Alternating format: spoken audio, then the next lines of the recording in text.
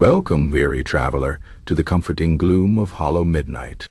If the world outside is too bright, too loud, or simply too insistent on making sense, then perhaps you've found a quiet corner here where the most peculiar details of existence are unfurled at a pace designed to gently distract the restless mind. Do consider subscribing and joining our little nocturnal gathering. It truly helps us continue weaving these tales into the quiet hours. Tonight, we delve into a question that has puzzled precisely no one, yet possesses a certain undeniable, if somewhat mundane, charm. Why the executioner wore pajamas under his robes. We begin, as all good stories of peculiar sartorial choices must, at an inconvenient hour. Antediani, 1:4. The midnight summons the sound began as a persistent, low thud, a rhythmic vibration that wormed its way through the thick stone walls of the executioner's humble, perpetually damp cottage. It was a sound that had, over the years, become intimately familiar to Master Gregor, a sound that rarely portended anything pleasant and almost always implied a profound lack of respect for a man's precious, hard-won slumber. He burrowed deeper into his straw mattress, pulling the scratchy wool blanket higher, a futile act of defiance against the inevitable. The thudding escalated, morphing into a determined, insistent hammering, punctuated by a muffled, urgent whisper from beyond the bolted oak door. Master Gregor. A summons. Urgent. Gregor groaned. A sound like dry leaves rustling over forgotten graves. Urgent. It was always urgent. Rarely did the crown's demands adhere to a reasonable daytime schedule. A schedule that allowed for a proper breakfast, a leisurely sharpening of the axe, and perhaps, just perhaps, a brief moment of quiet contemplation before the day's work began. No. The urgency always struck when the moon was a sliver of ice in the inky sky, when the world outside was cloaked in the kind of profound silence that made every creak of the floorboards, every distant owl's hoot, seem amplified and significant. It was, in his professional opinion, entirely uncivilized. Who, in their right mind, decided that a noble's head, however deserving of separation from its shoulders, absolutely had to be removed before the first faint blush of dawn? It made for poor viewing. For one, the crowd, sparse and shivering in the pre-dawn chill, rarely mustered the appropriate level of outrage or satisfaction, opting instead for a collective, teeth-chattering misery. And the light, or rather the lack thereof, made the precise art of his trade unnecessarily challenging. He reluctantly uncurled himself. The cold morning air, or rather the pre-morning air, immediately raising goosebumps on his arms. His nightshirt, a rather faded and patched linen garment that had seen more nights than he cared to count, clung to him in places, billowed in others. His nether regions were clad in a pair of wool breeches, thick and unyielding, that he used as rudimentary sleepwear during the colder months, a concession to comfort that bordered on outright luxury in his profession. These, he thought, were about as close to pajamas as an executioner dared to get. He shuffled towards the door, his bare feet meeting the cold flagstones with a jolt that sent a familiar shiver up his spine. The lantern hanging by the door cast long, dancing shadows that distorted his own sleepy figure into a monstrous, hulking shape against the rough-hewn walls. He cleared his throat, a dry, raspy sound, and fumbled with the heavy bolts. "Who stands there?"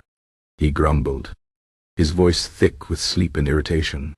He knew perfectly well who it was. Only the palace guard, usually a nervous young recruit, dared disturb his rest with such frantic enthusiasm. "Is God thistle, Master Gregor?" came the voice, a little too loud, a little too eager for the hour. "The king demands your immediate presence at the tower." "Lord Mortimer, sir, dort died." Gregor sighed. "Lord Mortimer, Of course.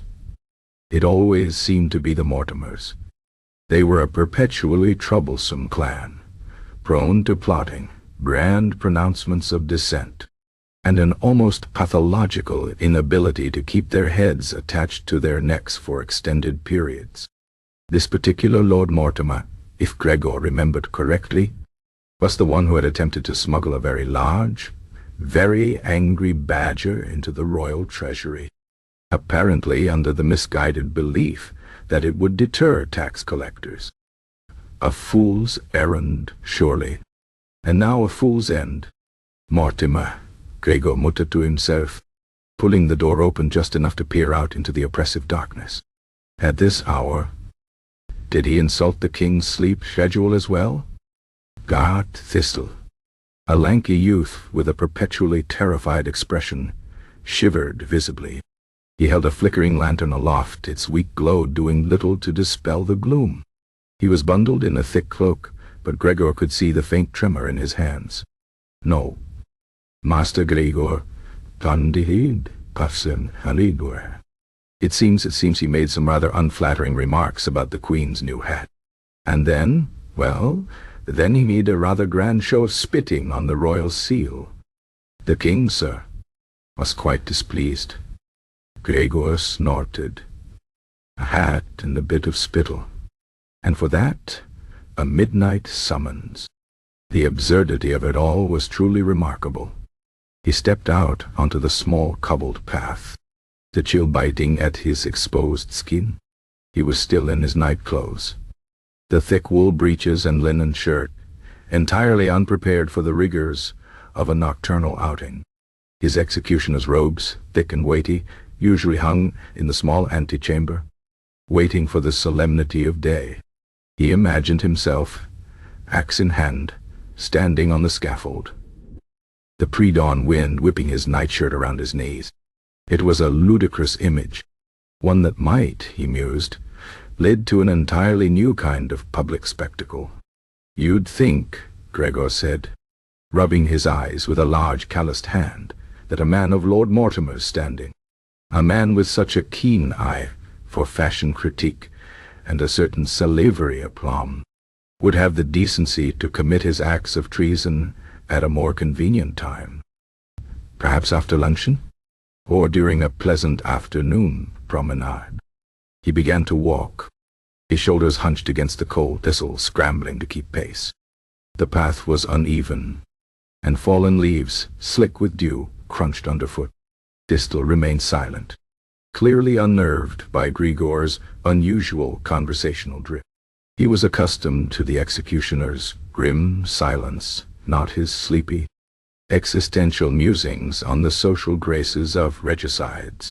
No, Gregor continued, warming to his theme, albeit ironically.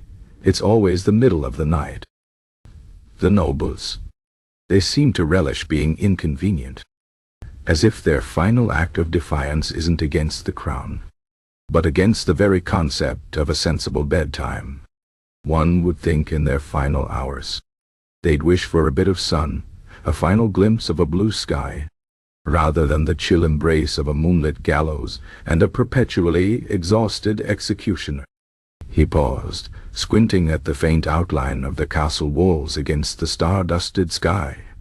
Do you know, young Thistle, how many times I have stood on that scaffold, shivering, while some half-blind noble, dragged from his bed like a sack of potatoes, squints into the darkness, barely able to make out my features?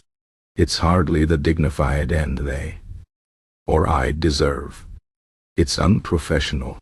Thistle offered a nervous cough. I suppose not, Master Gregor. Precisely, Gregor affirmed, nodding slowly. One endeavors to maintain a certain standard. And how can one maintain a standard when one is roused from a perfectly good dream about warm bread and honey, only to be told that Lord whoever he is has decided to express his displeasure with the royal milliner at the stroke of midnight? He shivered again, not entirely from the cold.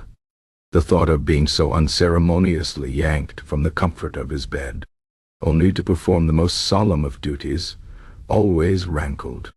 It lacked ceremony, It lacked decorum. It even, he dared to think, lacked a certain human decency, though he rarely applied such concepts to his targets. It was more about the principle of a well-ordered day, or in this case, a well-ordered night. The castle loomed larger now, its massive gatehouse a dark, brooding silhouette. The air grew colder, the stone radiating a deep, ancient chill. A distant dog barked, a mournful, drawn-out sound that seemed to echo the quiet despair of the hour. Gregor's mind drifted to the bed he had left, the indentation of his body still warm in the straw, the comforting smell of old linen, the simple pleasures of an undisturbed night. He often wondered what the condemned thought of their own rude awakening. Did Lord Mortimer, roused from his silken sheets, perhaps grumble about the absurdity of it all, just as Gregor did? Did he, too, wish for a few more hours of oblivion before facing the inevitable? It was a curious parallel, the executioner and the condemned, both unwilling participants in a midnight drama, both deprived of their sleep for the sake of royal pique. They passed through the gate, the portcullis already raised, a single guard dozing at his post, his helmet askew. The inner courtyard was a vast, echoing space, the wind whistling mournfully through the archways. A small group of figures huddled near the base of the tower, their faces indistinct in the gloom, their voices hushed. The king's personal guard, no doubt, and a handful of other functionaries, all equally miserable, all equally wishing they were elsewhere. They resembled a flock of particularly dejected ravens, gathered for some grim pre-dawn scavenging. Gregor instinctively straightened his back, despite his less than formal attire. Even in the dead of night, in his glorified night clothes, he was Master Gregor, the royal executioner. He was the instrument of justice, the final word, the one who brought an end to all late-night grievances. But as he walked, his bare feet still stinging from the cold, a thought solidified in his mind. This was no way to conduct business. This ungodly hour, this shocking lack of preparation, this utter disregard for his need for rest. It simply would not do. One could not perform one's duties with the necessary precision and solemnity when one's teeth were chattering and one's mind was still half ensnared in dreams of warm bread. Something, he decided, would have to change. Something about his attire, perhaps, to insulate him from the wretched discomfort of these infernal midnight calls. Something that would allow him to arrive on the scaffold feeling, if not entirely rested, then at least not utterly frozen and fundamentally put out. He looked down at his wool breeches, then up at the formidable, dark mass of the tower. The very idea of standing before a shivering, half-asleep crowd raising his axe, while his legs were exposed to the unforgiving night air, was an affront to his professional dignity. Yes, indeed. This simply would not do. Not at all. The thought, a tiny spark of practicality and defiance, settled deep within him, a seed that would one day explain a very peculiar habit. 2. The Robe dilemma, Master Gregor, his wool breeches offering meager protection against the pre-dawn chill, followed guard thistle through the labyrinthine corridors of the castle. The stone walls, ancient and imbued with centuries of cold, seemed to leach the warmth directly from his bones. His bare feet, accustomed to the damp earth of his cottage, now slapped against polished flagstones, each step a small, cold shock. The air grew heavier, scented with the faint, metallic tang of old iron and the musty perfume of forgotten history. They passed silent, shadowed alcoves and heavy, studded doors, each one a testament to the castle's brooding grandeur and the multitude of grim purposes it served. The distant murmur of voices, now slightly clearer, indicated their approach to the tower's base, where the king's disgruntled early risers awaited. Gregor, however, was preoccupied with a different concern. He ran a mental inventory of his professional accoutrements. Axe, sharpened yesterday, though it could do with another pass after this unpleasantness. Block, likely already in place, scarred from 1,000 unfortunate goodbyes. Robes. A sudden sharp lurch of dread seized him. His robes. His grand, formal, heavy, and suitably intimidating robes. The very garments that transformed Master Gregor, the sleepy, grumbling cottager, into Master Gregor, the instrument of regal finality. Where were they? His mind, still sticky with the remnants of slumber, frantically sifted through recent memories. Ah, yes. The incident with the particularly stubborn and regrettably well-fed Earl of Greymarket, whose final defiant act had involved an unexpected projectile of spiced wine. The subsequent trip to Master Finch, the royal tailor, for a thorough cleaning and, more importantly, a meticulous restitching of the right sleeve, which had snagged most awkwardly on the aforementioned Earl's ceremonial brooch. Master Finch had promised them back by the end of the week. Master Gregor no sooner. What with the king's new livery and the duchess's scandalous bodice requiring immediate attention. That had been, if his memory served, only 2 days ago. The end of the week was certainly not tonight. Or, more accurately, this morning. This very, very early morning. Blast and botheration, Gregor muttered, the words escaping him in a puff of cold breath. Thistle, walking slightly ahead, paused and turned, his wide, nervous eyes blinking in the dim light of his lantern. "Did you say something?" "Master Gregor," he whispered, his voice hushed in the echoing corridor. "No, boy," Gregor growled, though his tone was more of exasperated self-recrimination than anger. Merely contemplating the profound inconvenience of existence. They reached a smaller, heavily barred door set into the base of the tower. This was his antechamber, the small, cramped space where he prepared himself both physically and mentally for the grim task ahead. Thistle pulled open the heavy door with a grunt, revealing a tiny, windowless room, illuminated by a single, sputtering oil lamp. The air within was thick with the smell of old leather, cold stone, and a faint, lingering scent of iron. On a simple wooden peg, where his magnificent, unblemished black robes should have hung, there was nothing but a solitary, dusty spare hood and a pair of worn leather gloves. His sharpening stones lay neatly stacked on a small table, alongside a flask of lukewarm water and a piece of dry bread. But no robes. Gregor stared at the empty peg, his jaw slackening slightly. He knew he hadn't imagined it. Master Finch, that meticulous, overly fastidious man, still had them. And there was absolutely no time to send a runner to the tailor's shop, which would be locked and barred for another 3 hours. Even if he could find a runner willing to brave the pre-dawn streets for an executioner's wardrobe emergency. The king was waiting. Lord Mortimer was waiting. The shivering, bewildered little clutch of onlookers was waiting.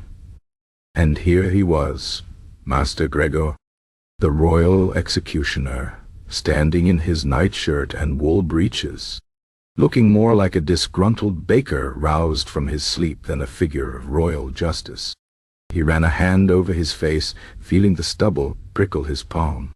This was unprecedented.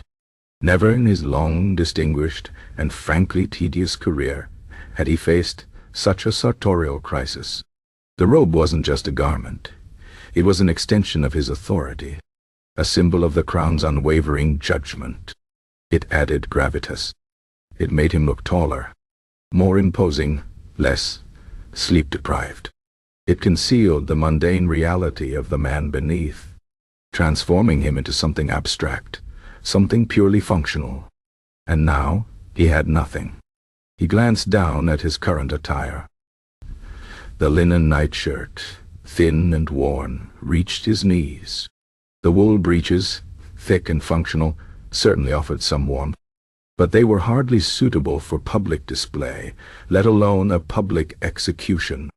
They were his sleeping breeches, for heaven's sake. They bore the faint, indelible scent of unwashed bedding, and the occasional stray bit of straw from his mattress. He pictured himself standing on the scaffold, the pre-dawn wind whipping the nightshirt around his shins, the outline of his wool breeches clearly visible.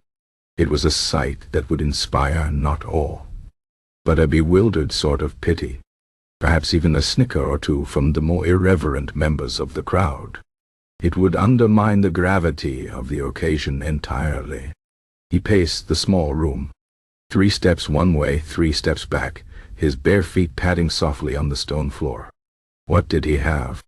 He surveyed the paltry contents of the room. A spare leather apron, thick and blood-stained from previous duties, but that would only cover his front and certainly wouldn't provide the necessary gravitas. A heavy, coarse sack, used for transporting axes and other tools, lay folded in a corner. He could hardly wrap himself in that. A single, threadbare cloak, likely belonging to a long-forgotten guard, hung limply on a separate peg. It was brown, frayed at the edges, and seemed to emanate a faint odor of stale ale and desperation. It was a cloak of last resort, a garment one wore when all other options had vanished. He pulled it down, feeling its rough texture. It was thin, utterly unsuited for the penetrating cold outside, and would do little to disguise his current state of undress. It might cover the nightshirt, yes, but it would merely turn him from a disheveled sleepwalker into a disheveled sleepwalker, attempting to masquerade as a very poor, very tired monk. And the breeches would still be evident. The sheer, undignified absurdity of it all weighed heavily on him. He, Master Gregor, the meticulous, the precise, the man who prided himself on his professional bearing, was about to step onto the scaffold looking like he had just stumbled out of bed and forgotten to get dressed. "This is an outrage," he muttered aloud, his voice low and guttural. An absolute, unmitigated outrage. He imagined the king's reaction. The king, who was notoriously obsessed with appearances, especially when it came to the execution of his enemies. He liked a good show. He liked order. He liked things to be done properly, and properly did not, in His Majesty's lexicon, include an executioner dressed in what amounted to undergarments. Gregor could almost hear the king's enraged sputtering, the royal decree that would follow, perhaps even a threat of beheading for the executioner himself, for the ultimate offense of sartorial impropriety.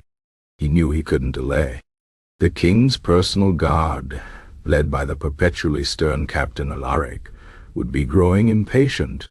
Lord Mortimer, though likely still attempting to devise new ways to annoy the crown in his final moments, would be waiting. The chill was seeping deeper into his bones, and his mind, though still foggy with fatigue, was sharpening with a growing sense of rebellious, pragmatic resignation.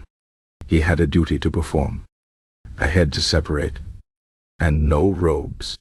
He sighed, a long drawn-out exhalation that seemed to carry all the weariness of the castle itself. There was only one solution. He would have to wear what he had on. His nightshirt and his wool breeches. His pajamas, in all but name. He would have to make do. The thin, worn cloak might offer a modicum of cover, a flimsy shield against the judgmental eyes of the court and the biting wind, but it would do little to conceal the underlying truth. He was dressed for bed, not for the grim theater of the scaffold. A strange, almost defiant glint entered his eye. If the king insisted on these ungodly hours, if the tailors insisted on their leisurely pace, then they would simply have to contend with an executioner who was, shall we say, comfortably attired. It was a quiet act of rebellion, a small, private protest against the relentless, inconvenient demands of his sovereign. Let them see. Let them wonder. He would perform his duty with the same precision, the same grim efficiency, whether cloaked in solemn black broadcloth or merely in sleep-worn linen. He reached for his axe, its polished head gleaming faintly in the lamplight. It felt familiar, reassuringly heavy in his hand. At least this, his primary tool, was present and accounted for. He gave it a perfunctory inspection, running a thumb along the sharpened edge, feeling for any nicks or imperfections. None. Good. The axe, at least, was always ready. He straightened his shoulders, the borrowed, threadbare cloak doing little to add to his stature. He would simply have to carry himself with extra gravitas to compensate for his lack of proper attire. He envisioned himself on the scaffold, axe raised, the pale light of dawn just beginning to break, revealing not a figure of somber authority, but a man in glorified underwear doing his job. The thought was almost comically absurd, yet also imbued with a strange, dark dignity. He was a professional after all, and professionals, even when faced with insurmountable wardrobe dilemmas, found a way. He took a deep breath, the cold air stinging his lungs. The faint sounds of the courtyard, the muffled coughs, the shuffling feet, now seemed closer, more insistent. They were waiting. He had to go. He would simply have to embrace the absurdity. He, Master Gregor, the royal executioner, was about to conduct a public execution in his pajamas. And if that didn't earn him a good long lie-in, he didn't know what would. He clutched the axe, adjusted the ill-fitting cloak, and pushed open the door, stepping out into the cold, silent courtyard, a figure of reluctant, pajama-clad destiny. The path ahead was clear, and the immediate task was unavoidable. His discomfort, his quiet defiance, and his utterly unsuitable clothing would have to become part of the very fabric of this bizarre midnight affair. This was, he mused, a new low, even for him. But perhaps, just perhaps, it would set a new precedent. A comfortable precedent. 3. A fashionable execution. Master Gregor, his borrowed cloak fluttering around his unsuitably attired frame, strode across the inner courtyard, the cold radiating from the ancient stones seeping into his very bones. Gart Thistle, clutching his lantern, scurried alongside him, his breath misting in the pre-dawn air.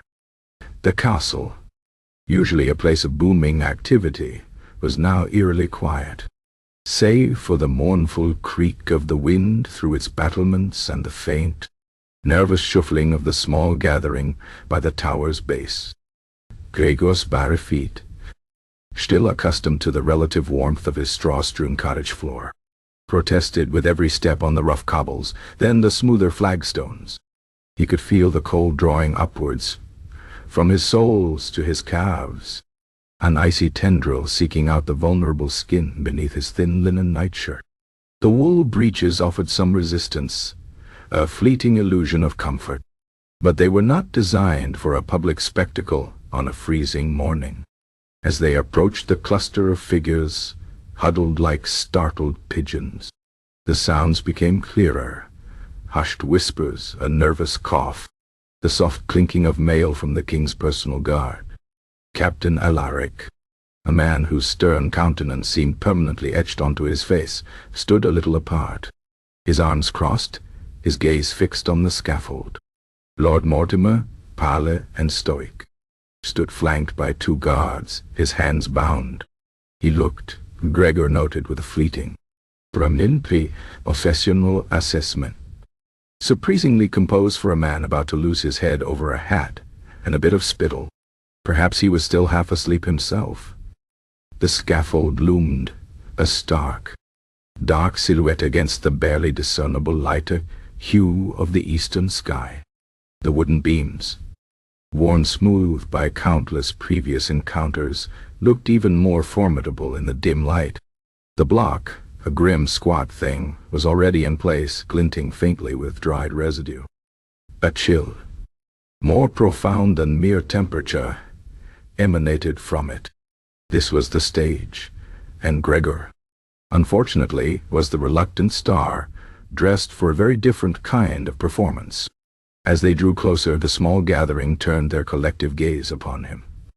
There were a handful of royal officials, obligated to witness the king's justice, their faces pinched with cold and sleep deprivation. There were a few curious onlookers, hardy souls who enjoyed the macabre spectacle, no matter the hour. And of course, the ever-present contingent of the king's guard. Their eyes, or rather, the brief, flickering expressions in their eyes as the lantern light played over Gregor, betrayed their surprise. A faint murmur rippled through the onlookers, a low, inquisitive hum that slowly swelled as Gregor ascended the 3 steps to the scaffold. He felt the gazes upon him, not just the usual solemn, apprehensive stares, but something else entirely. Curiosity, confusion, a flicker of bewildered awe. He adjusted the ill-fitting, borrowed cloak, which did little to cover the expanse of his linen nightshirt, much less the thick wool breeches visible beneath its hem. The breeches, though plain wool, had a distinct, almost ribbed weave, a pattern that, in the flickering lantern light and the nascent, uncertain dawn, could perhaps be mistaken for something more intentional, something less domestic. The nightshirt, too, being old and oft laundered, had developed subtle lines where the fabric had thinned or stretched, creating the illusion of vertical stripes across his chest and arms. "By the saints," whispered a rotund royal clerk, pulling his voluminous cloak tighter around him, "is that striped?" "Indeed, Master Finch," replied a gaunt-faced courtier, squinting. "A most peculiar choice. Is it some new heraldic device? A crest of ultimate judgment, perhaps?" "No, no, good sir," interjected a younger, more adventurous-looking guard, his voice barely audible above the rising wind. "Look closer. It's a pattern, almost like the bark of a tree, or perhaps a prisoner's uniform, but stylized. A statement, surely." Gregor, standing now at the edge of the scaffold, axe held loosely in his left hand, could hear snippets of their conversation. He shifted his weight, trying to ignore the biting cold that seemed to find every exposed patch of skin. He heard words like fashion, symbolic, new trend. His brow furrowed, partly from the effort of maintaining his composure, partly from sheer bafflement. Did they truly believe this was intentional? Did they think he, Master Gregor, the grim, unyielding instrument of justice, had suddenly taken an interest in avant-garde executioner attire? The absurdity of it almost made him snort. He glanced down at his attire. His faded linen nightshirt, originally a dull off-white, was now a mottled gray, patched in several places where it had worn thin.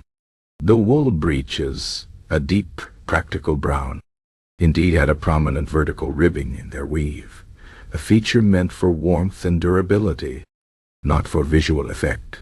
Yet, in the dim, uncertain light, with the observer's imaginations already primed by the unusual hour and the gravity of the occasion, these mundane details transformed. The patches became abstract designs. The ribs of the wool breeches became deliberate stripes, almost geometric patterns. His nightclothes, born of necessity and haste, were being reinterpreted as a macabre, modern statement. "Perhaps it signifies the stripping away of earthly comforts," murmured an elderly lady of the court, who had, against all sensible advice, insisted on witnessing the event. The executioner, too, divesting himself of pretense, embracing the stark reality of the final hour. She shivered, clutching a small, embroidered handkerchief to her mouth. "Or," offered a thin, academic-looking man, stroking his wispy beard, "it could be a direct reference to the condemned. Lord Mortimer, with his flamboyant silks and velvets, now faces the plain, unadorned truth, represented by Master Gregor's minimalist approach. A contrast, you see, a visual metaphor for the transient nature of vanity." Gregor blinked slowly, the cold wind making his eyes water. Minimalist approach, transient nature of vanity. He simply wanted to be warm. He simply wanted to be back in his bed. His attire was less a metaphor for anything, and more a desperate attempt to avoid frostbite and embarrassment. He was a professional, not a philosopher-designer. The sheer, elaborate lengths to which people would go to find meaning in the utterly meaningless was, he often mused, quite astounding. It was almost more absurd than the king's insistence on midnight beheadings. Almost. He caught Captain Alaric's eye. The captain, usually unreadable, offered the briefest, almost imperceptible twitch of his lips, a fleeting ghost of a smile that was quickly suppressed. Perhaps he, at least, understood the true nature of the executioner's predicament. Or perhaps he, too, was simply too tired to care. Lord Mortimer, who had remained silent and relatively still throughout the proceedings, now looked up as Gregor took his place by the block. His gaze, surprisingly direct, swept over Gregor from head to toe. For a moment, a flicker, something unreadable, crossed Mortimer's face, not fear, not anger, but a fleeting expression that might have been surprise, or perhaps, just perhaps, a shared moment of weary amusement. Did Mortimer, too, recognize the telltale signs of sleepwear? Did he see not a profound artistic statement, but merely a man who had been rudely awakened and forced to perform his duty in his nightclothes? The thought brought a strange, almost comforting connection between the two men, one about to deal the final blow, the other about to receive it, both inconvenienced by the king's erratic schedule. Gregor cleared his throat, the sound rough in the cold air. The murmurs from the crowd died down, replaced by a profound, expectant silence.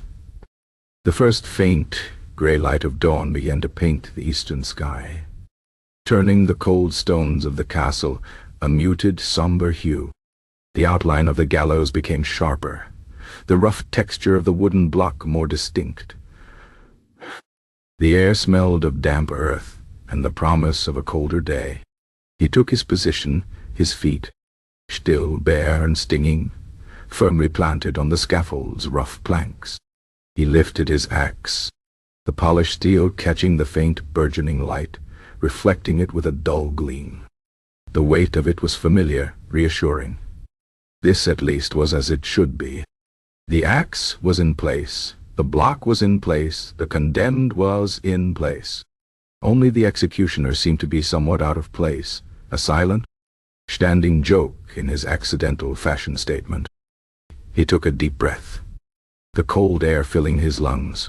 His teeth chattered almost imperceptibly. He ignored the strange, speculative glances from the onlookers, ignored the biting wind, ignored the growing ache in his cold feet. His focus narrowed, the world shrinking to the block, the axe, and the pale, unresisting neck of Lord Mortimer. This was his duty, his grim craft, and whether he performed it in the finest black velvet or in a patched nightshirt and ribbed wool breeches that the crowd mistakenly took for avant-garde stripes, the outcome would be precisely the same. Still, a quiet, bitter satisfaction settled within him. Let them whisper. Let them theorize about his profound artistic choices. He knew the truth. He was merely cold, tired, and deeply annoyed. And perhaps, just perhaps, this might be the very last time he endured such discomfort. A new standard, he thought, must indeed be set. A new fashion, however accidental, might just usher in a new era of professional comfort. 4. The noble's last joke, Master Gregor stood upon the scaffold, the chill of the pre-dawn air biting at his exposed skin, particularly his bare feet, which had long since lost all sensation beyond a dull, persistent ache. The borrowed, threadbare cloak offered little solace, merely a flimsy barrier against the relentless cold that emanated from the ancient stones of the castle. His linen nightshirt, thin and ill-suited for the occasion, fluttered faintly with every gust of wind. A stark contrast to the imposing figure an executioner was expected to cut. He gripped his axe, its polished steel catching the faintest burgeoning light from the east, a sliver of gray that promised eventually a new day. The crowd below, a small, shivering cluster of royal officials and hardened spectators, had fallen silent, their earlier murmurs about his peculiar attire fading into the expectant hush of the gallows. Their eyes, however, still flickered between the condemned noble and Master Gregor's singularly unconventional ensemble, a subtle, lingering curiosity in their gazes. Lord Mortimer was led forward by two members of the King's Guard, his steps steady, almost defiant. His hands were bound before him, but his head was held high, his gaze sweeping over the gathered few with an air that bordered on bored disdain. He was not a man known for his humility, even in the face of absolute certainty. As he ascended the 3 steps of the scaffold, his fine, albeit slightly disheveled, tunic brushing against the rough wood, he came fully into Master Gregor's view. Up close, in the gradually improving light, Mortimer's face showed the strain of a sleepless night, but also a remarkable resilience.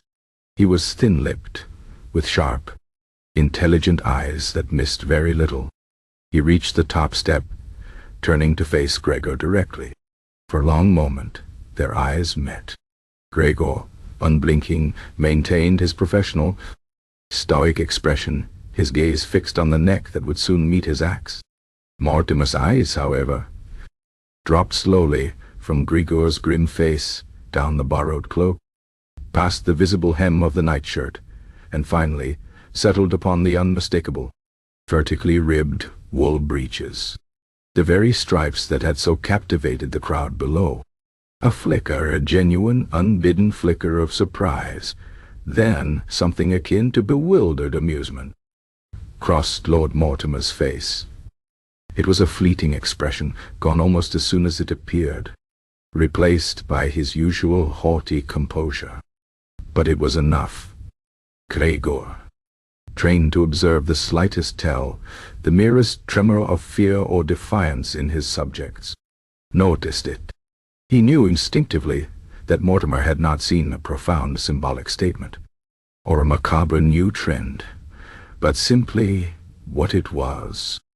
A man roused too early, in his sleepwear. Lord Mortimer was escorted to the block, his shoulders still straight, his head still high. He knelt, positioning his neck with a practiced ease that suggested either incredible bravery or an utterly detached understanding of his situation. He took a deep, steadying breath. Captain Alaric, standing at the base of the scaffold, gave Gregor a curt, almost imperceptible nod. The moment was nigh. Just as Gregor raised his axe, the heavy steel catching the strengthening gray light and throwing fleeting, dancing shadows across the scaffold, Lord Mortimer spoke. His voice, though slightly muffled by his position, was clear, resonant, and possessed of a surprising, almost casual levity. "Well," Lord Mortimer announced, not to Gregor, but to the entire hushed courtyard, his voice carrying surprising authority, "at least I shan't die bored." He paused, then added, with a dry, almost theatrical flourish, "One certainly doesn't often see an executioner in such fetching attire." A bold-fashioned statement, Master Gregor. Truly quite distracting. The words hung in the cold, still air. The sheer audacity of the comment, the sudden, unexpected injection of dark humor into a moment of such solemn finality, caused a ripple. It began as a sort of collective intake of breath, a shocked gasp from the royal officials, who were utterly unaccustomed to such irreverence at a royal execution. Then a single, nervous cough, followed by a tentative, almost strangled titter from somewhere near the back of the crowd, and then, slowly, impossibly, a chuckle. Not a full, boisterous laugh, no, but a series of low, nervous, disbelieving chuckles, spreading through the gathering like a faint tremor. It was the sound of people caught off guard, caught between the solemnity of the moment and the sheer, undeniable absurdity of what had just been said, and by whom. Even Captain Alaric, usually as stone-faced as the castle walls, visibly tightened his jaw, a muscle twitching in his cheek as if battling an unwanted urge to smile. A few of the younger guards snorted, quickly covering their mouths with gloved hands, their shoulders shaking faintly. It was a rare, almost unprecedented sound at the base of the royal tower. Laughter choked at an execution. Gregor froze, axe held aloft, mid-swing. He stared down at the back of Lord Mortimer's neck. Then his eyes flickered to the shivering, faintly amused crowd. He could feel a flush creeping up his own neck, not from embarrassment, but from a potent cocktail of exasperation, professional affront, and a very, very small, almost imperceptible spark of grudging admiration. The man was about to die, and he was making jokes about his executioner's night clothes. It was, Gregor admitted to himself, a masterstroke of gallows humor. It completely undercut the grim gravity and transformed the entire affair into something profoundly, ludicrously memorable. He, Master Gregor, the grim reaper of the crown, had become the unwitting straight man in a dying man's final comedy routine. Distracting, Gregor muttered under his breath, a low growl that only the stone around him could hear. Indeed, the word tasted like ashes in his mouth. He could feel the continued, sporadic chuckles from the crowd, the lingering air of absurdity. This was not how things were meant to proceed. There was meant to be solemnity, fear, todsund and design. Perhaps a final, desperate plea, not sartorial commentary. He took a moment, consciously recentering himself. The axe felt heavier now, not because of its physical weight, but because of the sudden, unexpected weight of the situation's comedic undertones. He tightened his grip. His bare feet, previously numb with cold, now seemed to prickle with a strange, indignant energy. This was the consequence, then, of being summoned at an ungodly hour, of being forced to make do with whatever was at hand. Not only did he suffer the discomfort, but he became a spectacle of unintentional amusement. He looked once more at Lord Mortimer, whose head remained bowed, but whose shoulders seemed to betray a faint, suppressed tremor of mirth. The man was truly incorrigible, and in his incorrigibility he had, perhaps unwittingly, solidified a resolve within Master Gregor that was far deeper than mere annoyance. This would not happen again. Never again would he be caught unprepared, vulnerable to the elements and the cutting wit of the condemned. Never again would he stand on the scaffold, feeling undignified, merely cold, tired, and deeply put out. The laughter had faded, replaced by a renewed, almost heightened silence. As the crowd realized the executioner was still waiting, axe raised.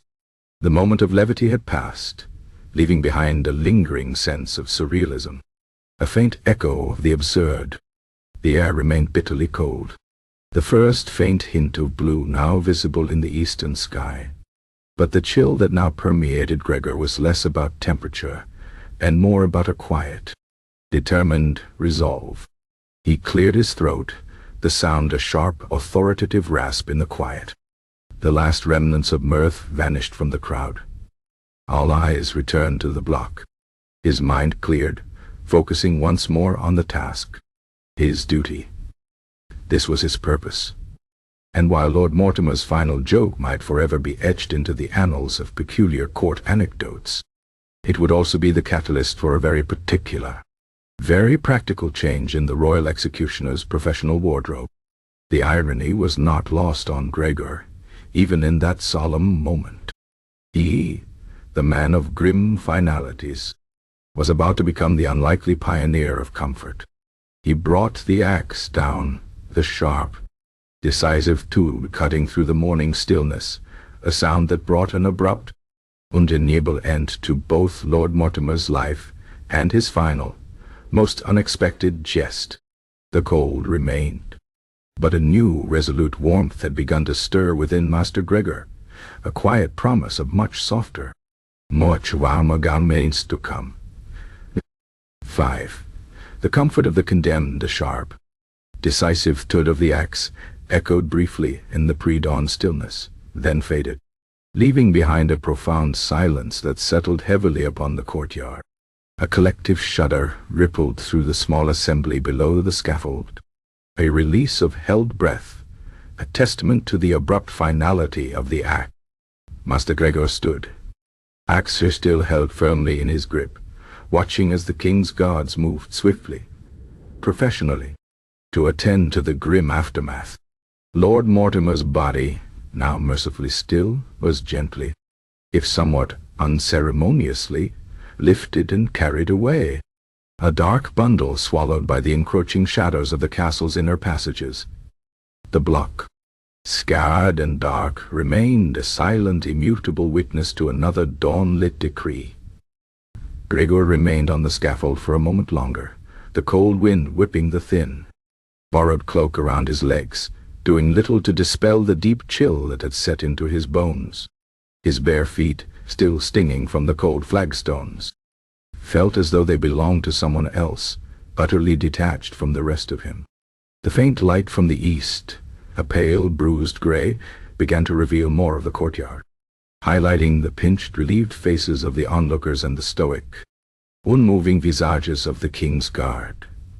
Captain Alaric gave him another curt, almost imperceptible nod, a silent acknowledgment of a duty done, but beneath the usual sense of professional satisfaction. A new, unwelcome sensation gnawed at Gregor. Self-consciousness. It was Lord Mortimer's last joke. Of course, that had planted the seed. One certainly doesn't often see an executioner in such fetching attire.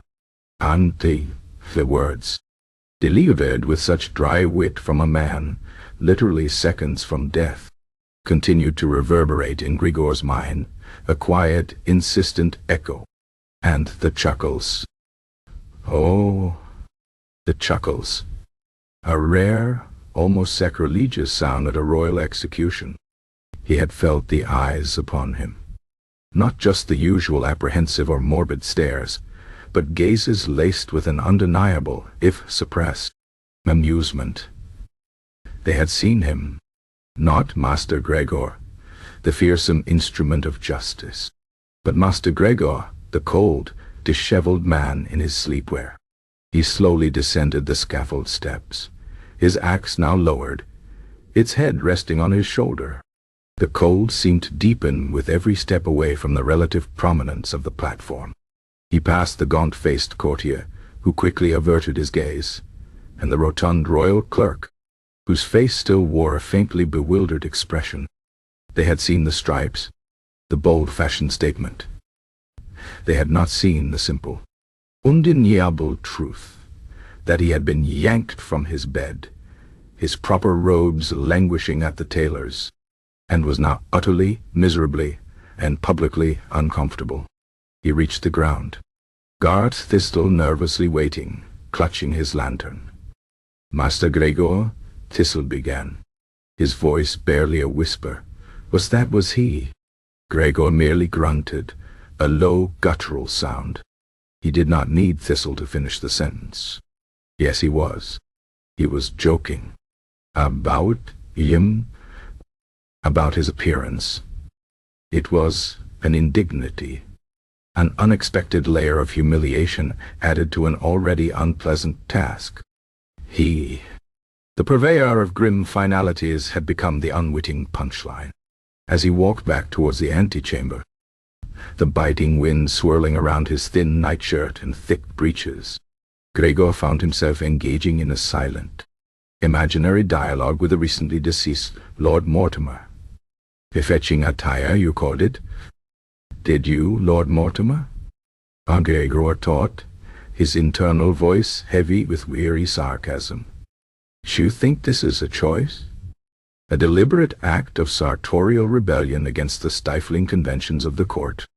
Do you imagine I woke this morning, rubbed the sleep from my eyes, and declared, "Aha! Today I shall execute a noble in my finest night garb," and thus make a profound statement about the ephemeral nature of earthly vanity? He shivered, the cold seeping through the very fabric of his anger.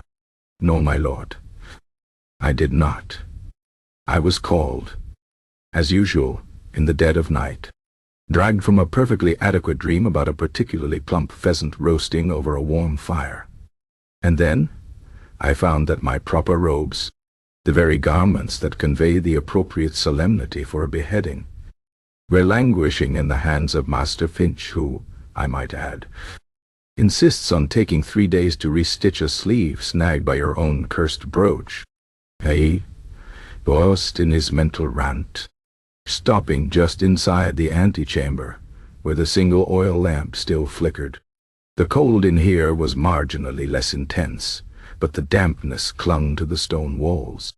He looked down at his wool breeches, their coarse texture a familiar comfort in the chill, yet now imbued with a new, awkward self-awareness. Easy, Gregor continued his internal monologue, addressing the spectral Lord Mortimer, whose memory now seemed to hover in the damp, cold air of the room. These are practical garments. They keep out the damp. They offer a modicum of warmth when one's cottage is perpetually chilled. They are not designed for the scrutiny of court functionaries, nor for the cutting wit of a man about to meet his maker. They are for sleeping, Lord Mortimer. For sleep. A concept, I might add, that has been entirely alien to me since that insistent knocking began hours ago. He imagined Mortimer's ghostly chuckle, a dry, knowing sound that resonated with the weary absurdity of the moment. Indeed.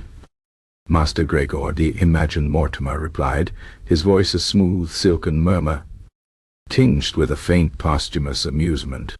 Forgive my jest, but truly, your candor is refreshing. We nobles, you see, are so accustomed to artifice, to pomp and circumstance. Even in our demise, we expect a certain grandiosity. But to witness the executioner, the very embodiment of grim purpose, so utterly discomfited by the hour, so clearly dressed for slumber, it lends a certain authenticity to the affair. Gregor bristled, even in his own mind. Authenticity? He wanted professional dignity, not authentic discomfort. Think of it, Master Gregor, the spectral Mortimer continued, his imagined voice now taking on a more conspiratorial, almost approving tone. While I, a man of refined tastes and a penchant for the dramatic, found myself staring down the business end of your axe, in a rather fetching silken tunic, you, the one doing the actual work, were shivering in your night clothes. Is there not a certain justice in that? A certain balance? Gregor considered this, rubbing his bare, cold arms. Easy balance. And he supposed, in a twisted, cynical way, there was. Both the condemned and the executioner, equally inconvenienced, equally cold, equally wishing for the warmth of their beds. And comfort. Master Gregor, the imagined noble mused. Never met the value of comfort, especially when one is about to undergo a rather significant life event, or, in your case, facilitate it. Tell me, are those breeches wool? They look surprisingly durable. And the nightshirt? A fine linen, I trust? Breathable, yet sufficiently protective from draught. Gregor found himself, even in his internal dialogue, involuntarily straightening. Indeed, my lord, he imagined himself replying, with a touch of defensive pride. You two breeches are of the finest, most durable wool, hand-woven by old Ma Hesketh, and the linen, while humble, is of excellent quality. Practicality, you see, is paramount.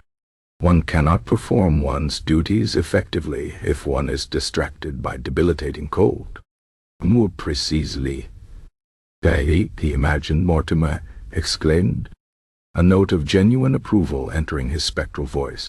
That's the essence of it, isn't it? Focus, efficiency, life, unburdened by the frivolity of appearance. While the king insists on velvet and lace for his morning councils, and silk for our final journeys, you, Master Gregor, have grasped the fundamental truth of the human condition. Comfort enables performance. Why should your solemn duty be compromised by inappropriate attire? It is an oversight of the crown. Surely, to demand such rigor at such hours without providing the necessary accoutrements for the comfort of its most vital servants. Fancy, a strange essay, a strange, almost surprising warmth began to spread through Gregor, not from the meager lamp, but from the unexpected, albeit imagined, validation. Mortimer, the flamboyant, disrespectful noble, was actually approving of his humble sleep-worn attire. He, of all people, understood. He, who had just joked about it now in Gregor's mind, became an unlikely ally in the pursuit of professional comfort. Imagine, Master Gregor the spectral noble continued, a touch of genuine regret now in his voice. If I, too, had been permitted such comfort in my final moments, perhaps a thick, quilted dressing gown, or those wonderfully soft slippers my wife abhorred, how much more dignified my departure would have been, had I not been forced to shiver in my silk tunic on that wretchedly cold morning. You are on to something, Master Gregor, something profound. Gregor stood in the small antechamber, the cold still biting, the damp still pervasive, but a new, almost revolutionary idea solidifying in his mind. Lord Mortimer, in his dying breath, and then in his spectral council, had inadvertently, brilliantly, given him permission to prioritize comfort, permission to make a stand, however quiet, against the absurd demands of his profession. The fetching attire that had caused him such fleeting embarrassment was now, in a strange twist of fate, the very symbol of his pragmatic liberation. He looked at the empty peg where his proper robes should have hung, then down at his wool breeches, still visible beneath the borrowed cloak. They were not just sleepwear. They were a declaration, a statement of practical necessity, a silent protest against an uncivilized world that demanded precise beheadings at uncivilized hours. He had always believed in efficiency, in the elimination of unnecessary distractions. And cold, discomfort, and sartorial awkwardness were undoubtedly unnecessary distractions. He took a deep breath, the cold air no longer stinging quite so much, replaced by a nascent feeling of quiet resolve. The next time he would be ready. The next time he would be warm. He would be comfortable, and if that meant enduring the curious stares, the whispered comments, and perhaps even another wry jest from a condemned soul, then so be it. The comfort of the condemned, as Lord Mortimer had inadvertently taught him, was a concept worth exploring for both parties involved. His own comfort, however, was now paramount, and it would start, he decided, with what he wore beneath his formal robes. Or, in the absence of robes, what he wore, full stop. The idea, once a source of humiliation, now felt like a revelation. 6. The guillotine squeaked the sharp, decisive toot of the axe had cut through the morning stillness with an unnerving finality, a sound that still vibrated in the damp, cold air. Master Gregor stood, axe lowered, the polished steel of its blade dull now in the deepening gray of dawn. Lord Mortimer's life and his unexpected parting jest had met their abrupt end. Below the scaffold, the small assembly of royal officials and hardened spectators collectively exhaled, the previous nervous chuckles replaced by a solemn, albeit still slightly bewildered, silence. The king's guards moved with practiced efficiency, their heavy boots thudding softly on the wooden planks as they attended to the grim aftermath, gently but quickly removing the late Lord Mortimer's remains from the block. Gregor watched them, his own movements stiff from cold and the lingering tension of the task. His bare feet, still stinging from the raw chill of the platform, felt entirely out of place, an unwanted anchor to the discomfort that now seemed to permeate his every thought. He remained on the scaffold, the borrowed, threadbare cloak offering little more than a whisper of warmth against the biting wind. The emptiness where Lord Mortimer had knelt now seemed vast, echoing the void of silence that had descended upon the courtyard. Captain Alaric, ever stoic, offered another curt, almost imperceptible nod from below, a silent acknowledgment of the swift and clean dispatch. Yet, the usual sense of professional satisfaction that followed a well-executed duty was tainted for Gregor. The ghost of Lord Mortimer's final witticism still hung in the air. Con certainly doesn't often see an executioner in such fetching attire. The words, and the faint, scandalized chuckles they had elicited, had irrevocably shifted something within Gregor. He was not merely the instrument of justice. He had been, however briefly, the subject of amusement, a figure of unintended comedy in a tableau meant for grim awe. As the guards began the methodical process of securing the block for transport, or perhaps for the next unfortunate noble, a new sound, entirely unexpected and profoundly irritating, pierced the already fragile solemnity. A long, drawn-out, high-pitched breathing rent the air. It was the sound of metal grinding against metal, a complaint of unlubricated joints, the grating lament of neglected machinery.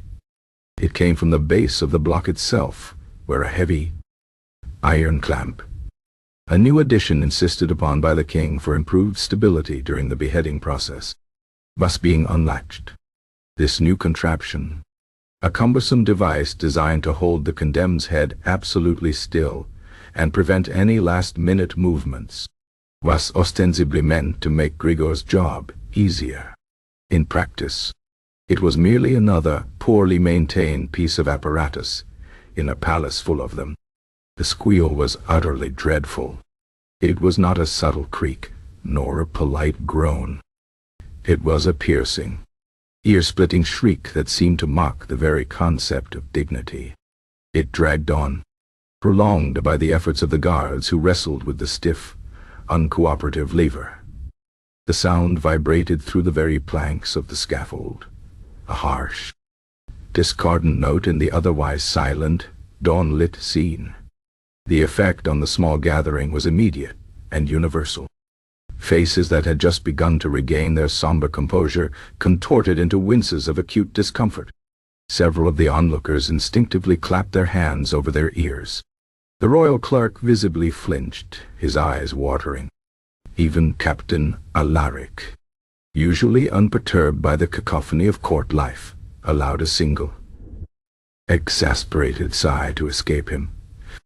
The grim, weighty atmosphere, already undermined by Gregor's pajamas and Lord Mortimer's quip, completely dissolved into an awkward tableau of irritated people enduring a horrific sound.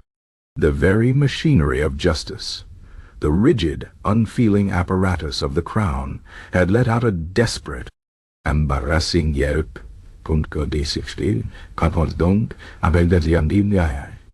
Gregor felt a fresh wave of mortification wash over him, colder than the morning air. First his trousers, then the noble's jibe, and now this. The mechanical screech was like a final emphatic punctuation mark on an already ludicrous evening. It wasn't just his attire that was failing to uphold professional standards. It was the entire infernal operation. How could one maintain the necessary gravitas?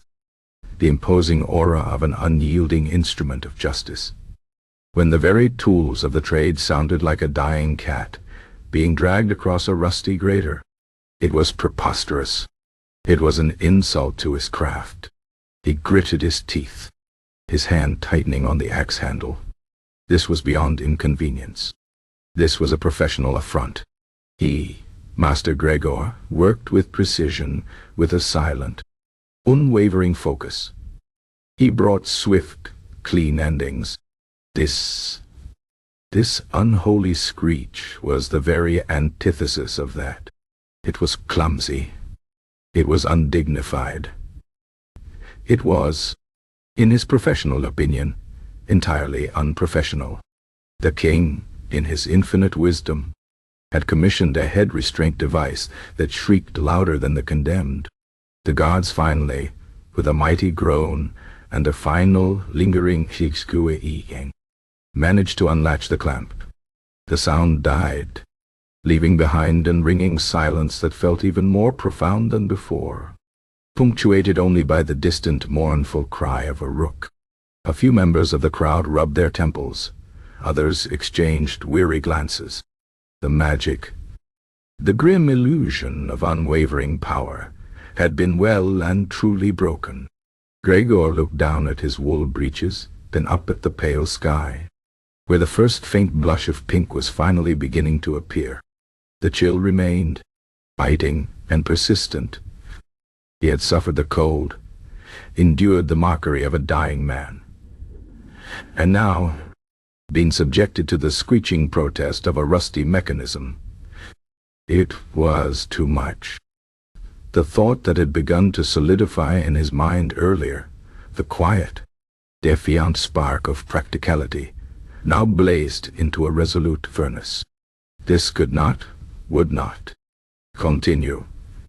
He had always prided himself on his professionalism, on the dignity he brought to an inherently undignified task. But how could one maintain dignity when one was shivering, publicly joked about, and forced to endure the mechanical shrieks of faulty apparatus? It was a systemic failure. And while he couldn't fix the king's absurd demands or the tailor's tardiness, he could fix his own comfort. He could ensure that at least one part of this dismal equation was optimized for efficiency and minimal distraction. The image of Lord Mortimer's spectral approval, his imagined words about comfort and performance, echoed in his mind, oddly comforting. Yes, comfort. It was not a luxury. It was a necessity, a foundation upon which proper work could be done. If the king insisted on these ungodly hours, if the mechanisms of the crown insisted on protesting their duties with an embarrassing cacophony, then Gregor, at least, would be fortified against the external world. He would be warm. He would be, in his own way, impervious to the petty discomforts and indignities. He descended the scaffold, his bare feet hitting the flagstones with a renewed sense of purpose, a purpose born not of anger, but of a quiet, unyielding pragmatism. He would begin, he resolved, with his very next summons. No longer would he endure the raw chill. No longer would he be a spectacle of shivering discomfort. The fetching attire that had launched 1,000 whispers, and the ear-splitting squeak that had fractured the dawn, had unwittingly conspired to usher in a new era for Master Gregor, an era of unprecedented, unyielding comfort, a silent woolen revolution beginning deep beneath the executioner's robes. Heaven, the aftermath gossip, the pre-dawn chill, which had seeped into Master Gregor's bones and settled into his very soul during the recent unpleasantness, remained a persistent companion as he made his way back to his humble, perpetually damp cottage. The raw ache in his bare feet, having endured the cold flagstones of the castle courtyard and the rough planks of the scaffold, was a constant, throbbing reminder of the night's absurd demands. He moved with the weary resignation of a man who had not only performed his grim duty, but had also, quite unintentionally become the unwitting protagonist in a peculiar, impromptu comedy. Guard Thistle, who had escorted him back, offered a final, mumbled good night, his lantern casting long, flickering shadows as he retreated, likely eager for his own bed and the oblivion of sleep. Gregor, left alone in the deepening gray light of dawn, fumbled with the latch of his cottage door. The familiar cold wood a small comfort against the biting wind. Inside, the air was marginally less frigid, carrying the faint, comforting scent of old straw and banked embers. He stirred the dying fire in his hearth, coaxing a few reluctant sparks to life, then huddled close, pulling the scratchy wool blanket from his bed around his shoulders. The memory of Lord Mortimer's final jest, and the shocking, almost sacrilegious chuckles it had elicited from the usually grim onlookers, replayed in his mind. One certainly doesn't often see an executioner in such fetching attire, and the two words, delivered with such audacious wit, lingered, a faint irritating buzzing in his ears. And then, the ye-scree-een of the rusty guillotine clamp, a mechanical shriek that had shattered any remaining pretense of solemnity. It had been, by any measure, a profoundly undignified morning. Yet, amidst the lingering annoyance, a quiet, stubborn resolve solidified within him. He was tired of being cold. He was tired of being uncomfortable. And he was certainly tired of being the butt of a dying man's joke. As the sun, a reluctant, watery disk, finally began to climb above the distant rooftops, painting the sky with a muted, bruised palette of purples and grays, the town of Oakhaven slowly stirred. The few, shivering witnesses who had braved the ungodly hour for the spectacle of Lord Mortimer's demise began to filter back into their homes, or more likely, into the warmth of the early morning taverns and bakeries.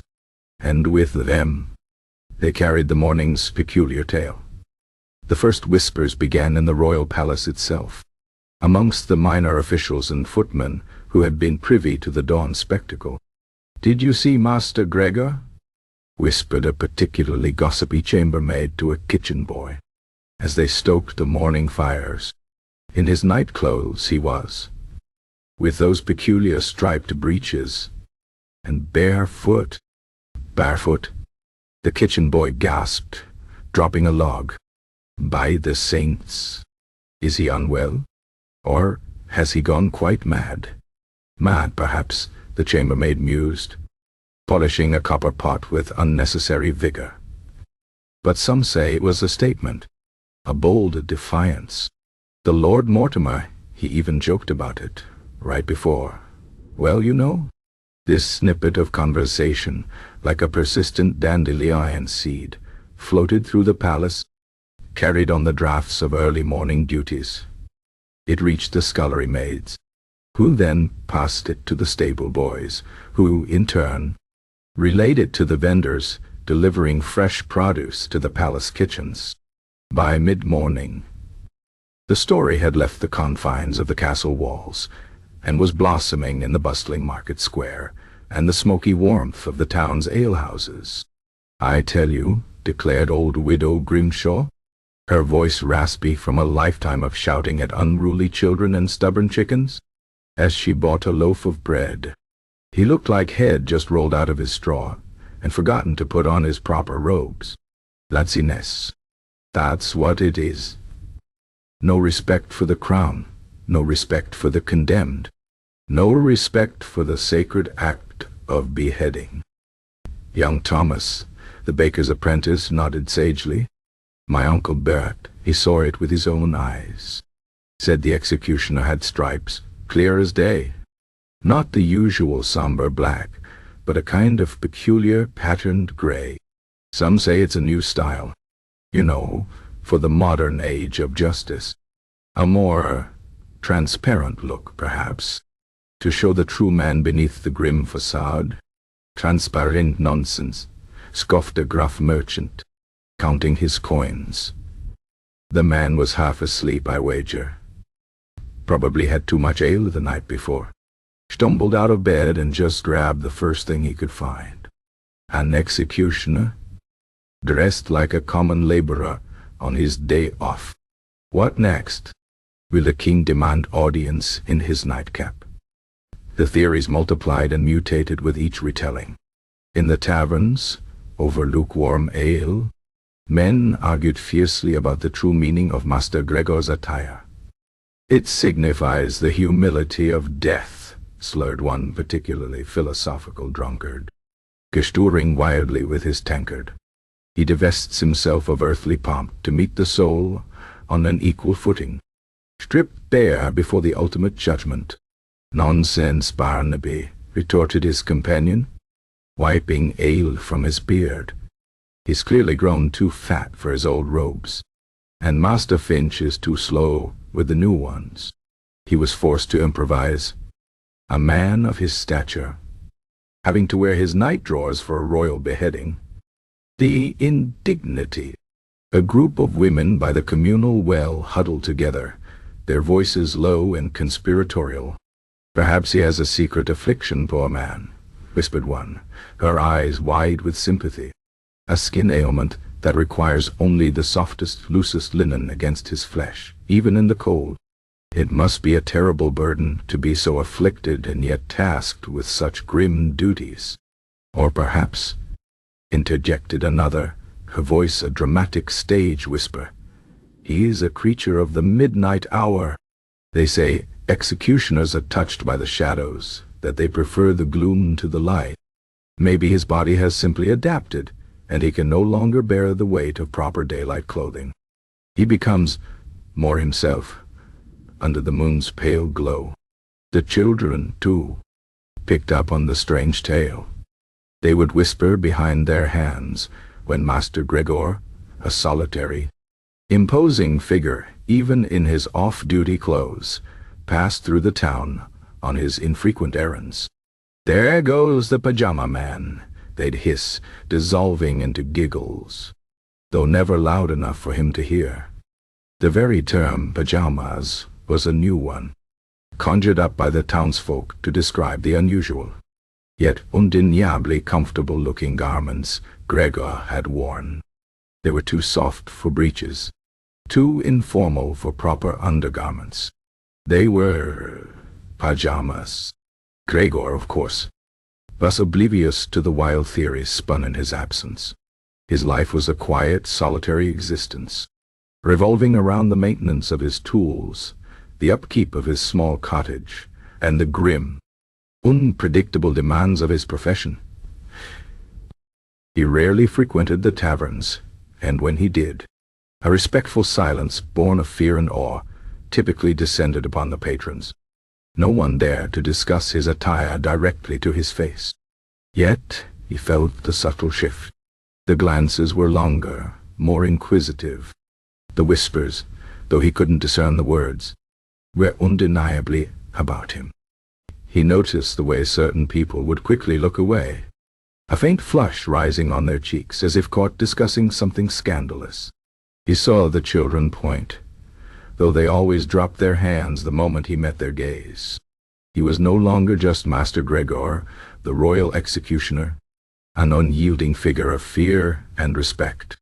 He was now, apparently, Master Gregor, the royal executioner who wore pajamas. The absurdity of it all was not lost on him. He, a man of profound practicality, whose sole concern that freezing morning had been to avoid hypothermia and get the job done efficiently, had somehow become a figure of public debate and sartorial speculation. He had merely been cold. His proper robes had been at the tailor's. There was no grand design, no symbolic meaning, no secret affliction, and certainly no laziness. He was simply a man attempting to perform a difficult, uncomfortable task under less than ideal circumstances. But the gossip, however ill-informed, served only to reinforce his quiet resolve. Let them talk. Let them spin their ludicrous theories. It did not change the biting cold, nor the late hour of the king's summons. It did not change the squeal of the faulty apparatus, and it certainly did not change his fundamental need for comfort and warmth in the execution of his duties. Indeed, the public fascination with his accidental fashion statement was, in a strange way, liberating. If they were going to whisper anyway, if they were going to invent elaborate tales, then he might as well be genuinely comfortable while they did it. The incident, and the subsequent town-wide theorizing, had cemented his decision. His next summons, whenever it came, would find him prepared. He would be warm.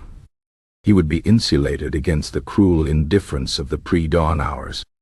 And he would achieve this, he resolved, not with expensive silks or heavy furs, but with garments that promised silent, unyielding comfort. Garments that, to the unsuspecting eye, might look remarkably similar to the very sleepwear that had caused such a stir.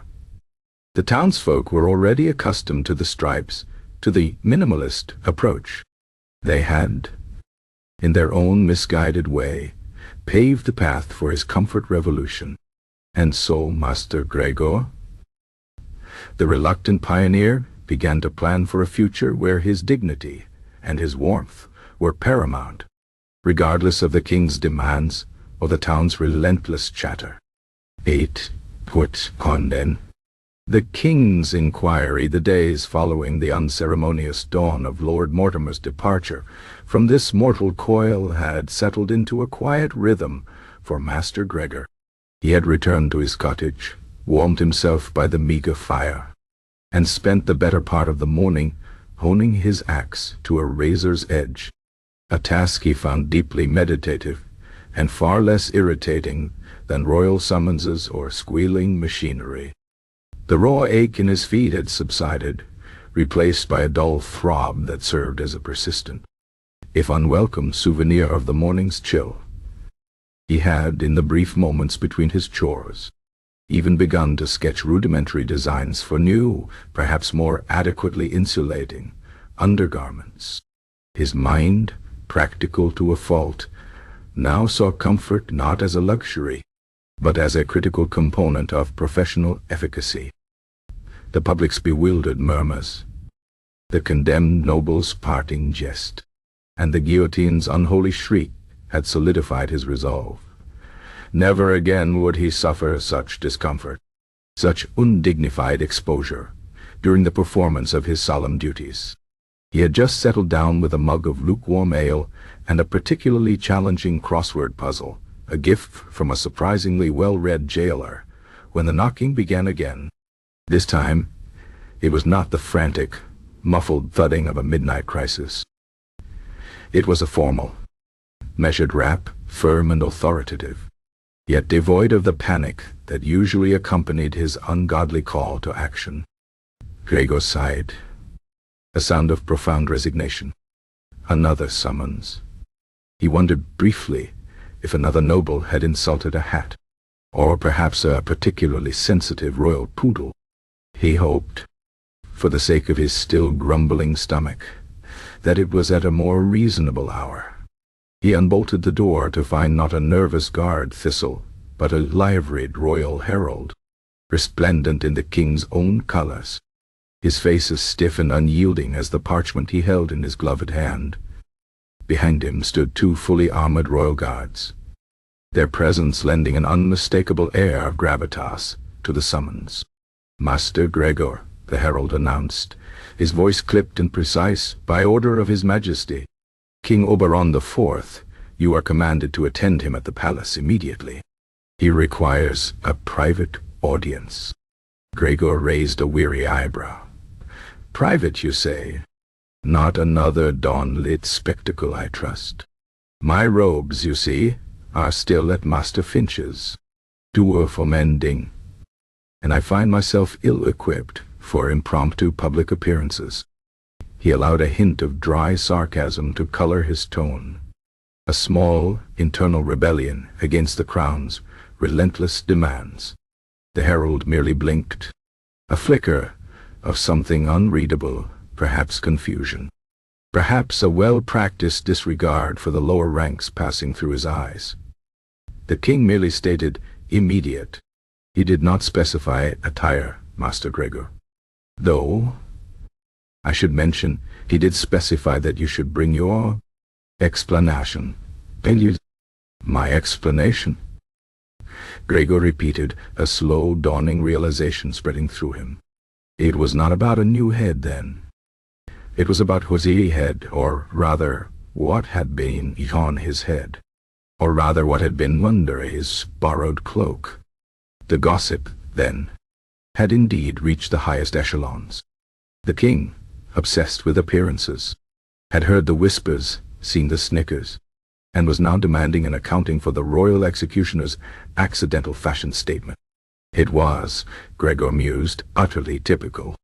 A man could commit treason, insult the queen's hat, and spit on the royal seal, and the king would dispatch him with grim efficiency. But let that same executioner appear in less than formal wear, and the royal temper would flare with righteous indignation. "Very well," Gregor said, stepping back inside his cottage. "Allow me a moment to gather my thoughts." He closed the door. Shaking his head slowly, he quickly pulled on his usual work tunic, a sturdy, practical garment of dark, undyed wool, and his worn but respectable leather boots. He considered retrieving his formal robes from the tailor's, but decided against it. This was about his comfortee in the line of duty, not a display of sartorial obedience. He would face the king as he was, a man of practical concerns, not a fashion plate. The journey to the palace was, as always, a stark reminder of the vast chasm between his own humble existence and the opulent, gilded world of the monarchy. They passed through sprawling courtyards, past manicured gardens that seemed absurdly vibrant in the crisp autumn air. The air grew thicker with the scent of beeswax polish and expensive perfumes, replacing the damp earth and wood smoke of his own dwelling. Servants scurried past, their gazes sliding over him with a mix of respectful fear and lingering curiosity. He could almost feel the weight of the gossip following him, a silent chorus of whispers about the pajama man. He was led deep into the palace, through corridors adorned with tapestries depicting heroic hunts and glorious battles, past vaulted ceilings painted with celestial scenes. Each step on the highly polished marble floor seemed to echo with the silent judgment of centuries of royal grandeur. Finally, they reached the grand audience chamber, its massive oak doors guarded by two impossibly tall, unblinking guards. The herald, after a formal knock and a whispered exchange, pushed open the doors. The king sat upon his gilded throne, a formidable figure draped in velvet and ermine, his crown gleaming under the light filtering through tall, arched windows. His face, usually florid and jovial, was now set in a stern, almost thunderous expression.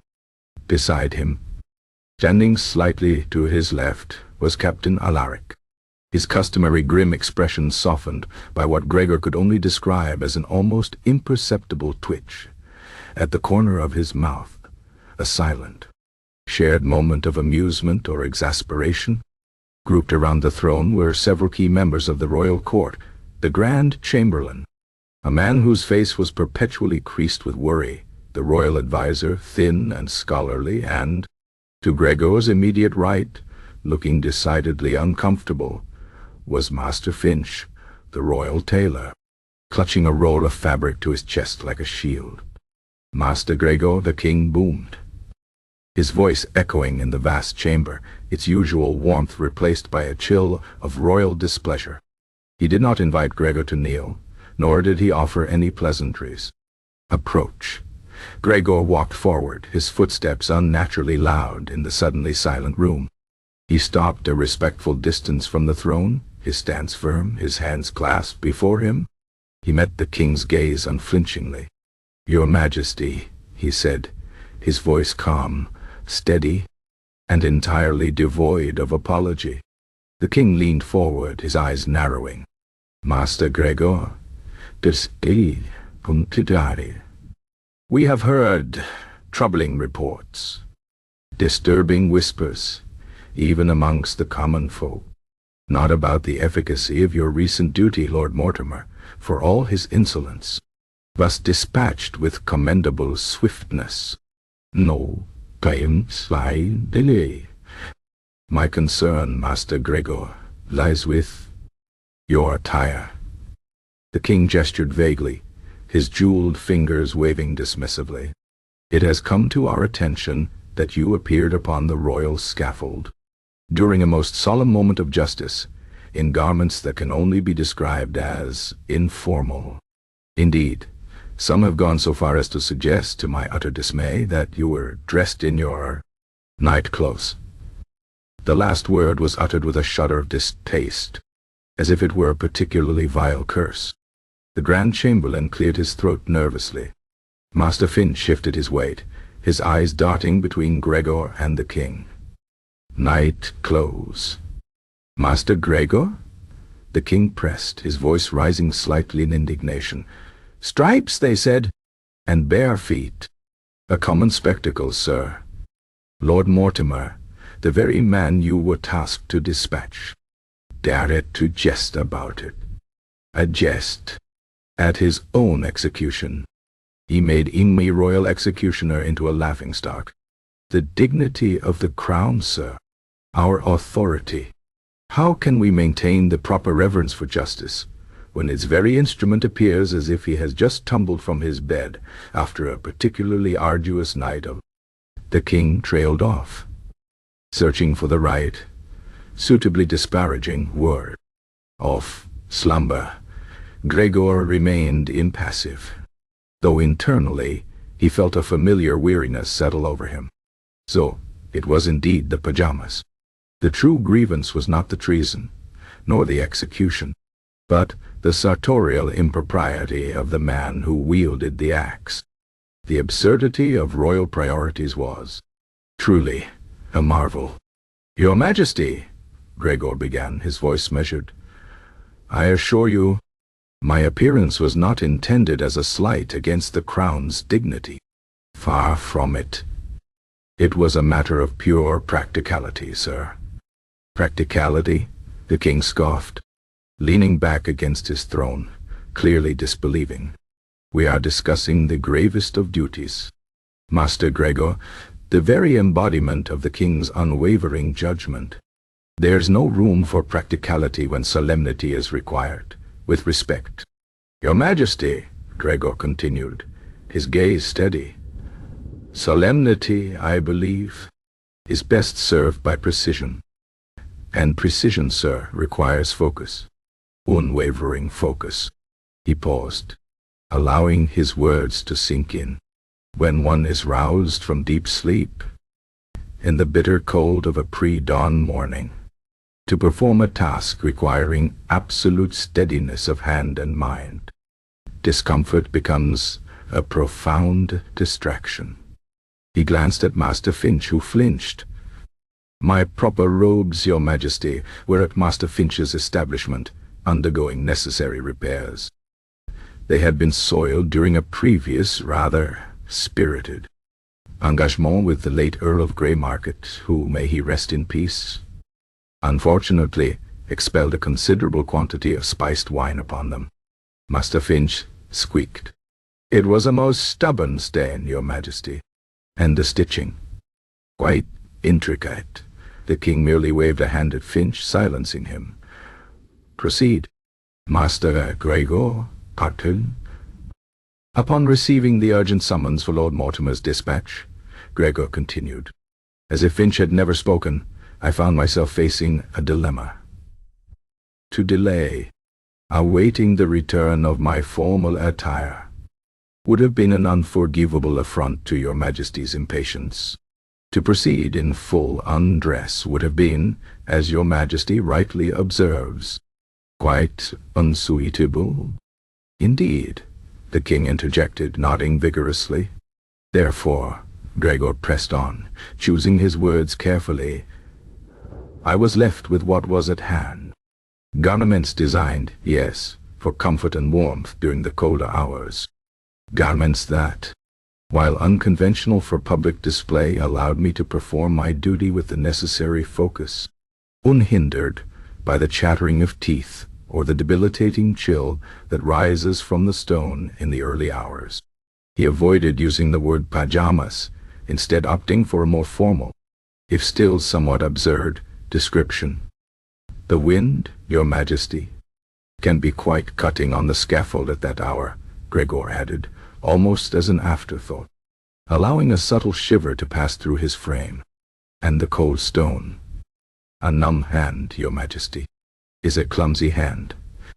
And clumsiness in my profession is simply unacceptable. He looked directly at the king, allowing a hint of his deep, pragmatic conviction to show. My goal, Your Majesty, is always to execute Your Majesty's justice swiftly and cleanly, to eliminate all extraneous variables. My attire on that morning, while aesthetically unconventional, served precisely that purpose, to ensure that no discomfort, no shivering, no physical distraction would impede the perfect, professional execution of Your Majesty's decree. I chose efficiency, Your Majesty, over mere appearance. A silence fell over the chamber, heavier than before. The king, surprisingly, did not immediately erupt. He leaned forward again, his brow furrowed, his gaze fixed on Gregor. He seemed to be truly considering the words, perhaps for the first time. Not the gossip or the aesthetic offense, but the practical argument. His eyes flickered down to Gregor's boots, then up to his face. Captain Alaric, standing silently, gave another almost imperceptible nod, this one clearly of approval. He understood the practicalities of being cold on duty. Unconventional, the king muttered, stroking his chin. Efficiency, you say, unhindered by chattering teeth? He paused, then looked around the room, first at the Grand Chamberlain, who offered a weak shrug, then at Master Finch, who looked terrified. Finally, his gaze returned to Gregor. So, you chose comfort, the king said, the word sounding strange and foreign in his royal mouth. To ensure precision, pistol by precision, during a beheading. Precisely, Your Majesty, Gregor affirmed, maintaining his steady gaze. A clear head, a steady hand, these are paramount. The king grumbled, a low sound in his throat. But the whispers, the jokes, see, Lord Mortimer, that rogue, dared to mock you, Lord Mortimer, Gregor said, a faint, almost imperceptible ghost of a smile touching his lips, was a man of peculiar humor. Your Majesty, even in his final moments. Perhaps he too, having endured the pre-dawn chill of his dungeon, appreciated the value of warmth.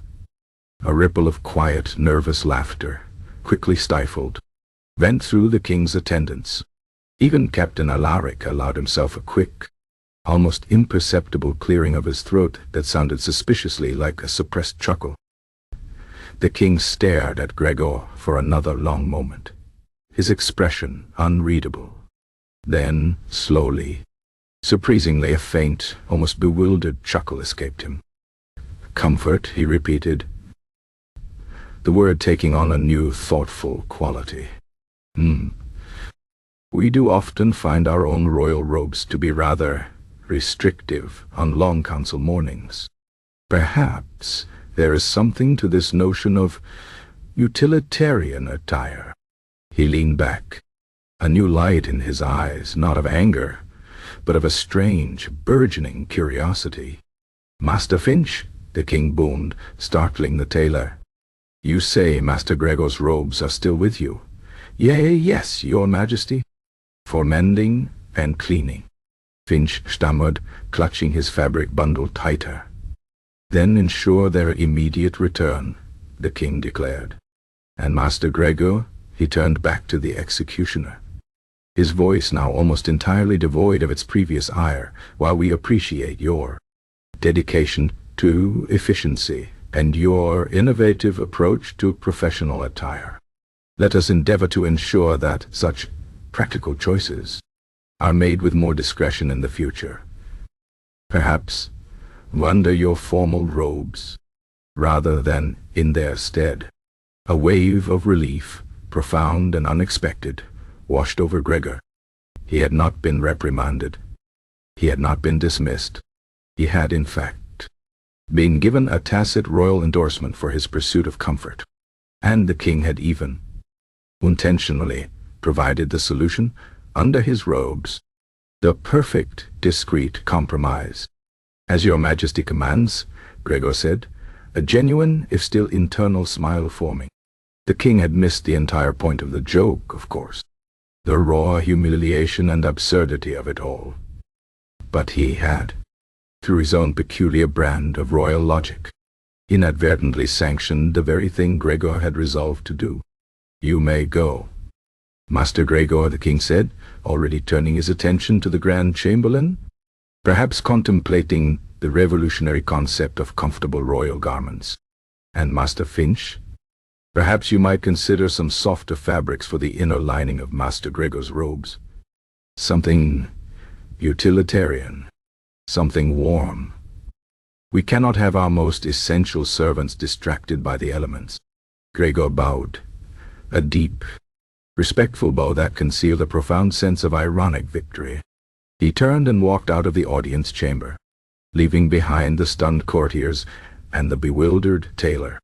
The whispers about his pajamas had, against all odds, led to this. The royal executioner, Master Gregor, would forevermore wear pajamas under his robes, not out of laziness, not out of a macabre fashion statement, but out of a profound, pragmatic, and now royally sanctioned dedication to comfort, efficiency, and the unwavering precision of his grim craft. The dawn had been cold, the jest cutting, the squeak embarrassing, but the outcome for Master Gregor was quite perfectly warm. 9. The executioner's defense. Master Gregor turned from the king's throne, the heavy, gilded doors of the audience chamber swinging silently shut behind him, severing the connection to the stunned faces of the courtiers and the bewildered, fabric-clutching figure of Master Finch. He walked down the long, tapestry-lined corridor, his steps echoing on the polished marble floor. The chill of the palace still permeated the air, but an entirely different sensation now bloomed within him. A quiet warmth that had nothing to do with temperature and everything to do with a profound, ironic victory. He had gone before the king, not in an expected posture of apology or groveling, but as a pragmatist, arguing for the very necessity of comfort in the most unlikely of settings. And the king, King Oberon IV, a monarch notorious for his obsession with superficial grandeur and the strict adherence to obsolete protocol, had, against all odds, been swayed. The king had missed the entire point of Lord Mortimer's dying jest, of course. The true sting of it, the raw humiliation of being laughed at during a solemn act of royal justice, had sailed right over his majesty's crowned head. The king had seen only the breach of decorum, the visible affront to his own image of power. But in seeking to rectify that affront, in demanding an explanation, he had inadvertently sanctioned a revolution of sorts. Gregor had spoken of chattering teeth and numb hands, of the debilitating chill that warped precision. And the king, surprisingly, had listened. He had, in his own peculiar royal logic, connected Gregor's personal discomfort to the efficiency of the crown's grim operations. And that, for Master Gregor, was all that mattered. Back in the audience chamber, the silence Gregor left behind was thick with an uneasy bewilderment. King Oberon, still perched on his throne, continued to stroke his chin, his brow furrowed. But the thunderous expression had softened, replaced by a contemplative frown. The royal courtiers, the Grand Chamberlain, the royal advisor, and Master Finch remained frozen in their positions, their eyes darting between each other, attempting to decipher the king's strange shift in mood. "Comfort," the king mused aloud, the words sounding foreign and almost scandalous in the echoing chamber. He spoke of comfort and precision. A clear head, a steady hand. He said discomfort was a distraction, a profound distraction. He looked at his Grand Chamberlain, a man whose face seemed permanently set in an expression of cautious worry. "Is this true, Chamberlain? Does discomfort truly impede one's ability to perform?" The Grand Chamberlain, a stickler for tradition and appearances, cleared his throat nervously. "Your Majesty, with all due respect, while personal comfort is, of course, desirable in one's private chambers, surely in matters of royal justice, solemnity and proper decorum must take precedence. The symbolic weight of the executioner's robes, Your Majesty, is immeasurable. It speaks of the crown's unwavering resolve, its majesty, its gravitas." He gestured vaguely, his hands fluttering like startled doves. "Gravitas, you say?" The king scoffed, though without his usual force. "What gravitas is there in a man whose teeth are chattering so fiercely he can barely hold his axe steady, or whose feet are so numb he might well slip upon the scaffold? Is a sloppy execution, however solemn its intention, truly preferable to a swift and precise one, performed by a man merely comfortably attired?" The Grand Chamberlain blanched. "A sloppy execution, Your Majesty? Perish the thought." "Indeed, perish the thought," the king declared, slamming a hand lightly on his armrest. "Master Gregor, for all his eccentricities, has never been sloppy. His record is unimpeachable, and he attributes this in part to his practical garments. The wool breeches, he said, excellent for keeping out the damp." The king even allowed a faint, almost bewildered chuckle to escape him. "And the linen nightshirt, breathable, yet protective from drafts." He spoke of efficiency, gentlemen, of removing extraneous variables. While you, Chamberlain, worry about gravitas, Master Gregor worries about frostbite, and the effect it has on the quality of his work. The royal advisor, a man of quiet intellect and dry wit, finally spoke. "Your Majesty, Master Gregor's logic, while unconventional in its presentation, possesses a certain undeniable, shall we say, rustic truth. Many a soldier can attest that a cold and shivering hand is far less effective in wielding a sword than one that is warm and steady. And surely, a man tasked with such finality must be at his absolute peak of concentration." The king turned to the advisor, his eyes narrowing slightly. "You agree, then, that the pajamas served a higher purpose?" The advisor hesitated, choosing his words with care. "I would not presume to endorse such informal attire on a public scaffold, Your Majesty. However, Master Gregor's argument that bodily discomfort can indeed be a profound distraction from duty, especially a duty requiring such absolute precision, is sound. One cannot truly focus on the intricacies of a state document, for instance, if one's feet are frozen to the floor." The king's eyes lit up with a sudden, almost childish realization. "Precisely. My own feet, advisor, have often felt like blocks of ice during those interminable winter councils, and my ermine-lined robes, while splendid, are often dreadfully restrictive around the neck. A man can hardly focus on the complexities of tax reform when his collar is chafing him raw." He shifted uncomfortably on his throne, as if suddenly aware of the very constrictions he spoke of. Master Finch, who had been shrinking against the wall, clutching his fabric as if it were a shield against the king's unpredictable moods, found himself the sudden target of the king's gaze. "Master Finch!" the king boomed again, his voice now imbued with a new, almost enthusiastic directive. "You heard the executioner. You heard the advisor. You heard May. We cannot have our most vital servants distracted by the elements, or by ill-fitting garments.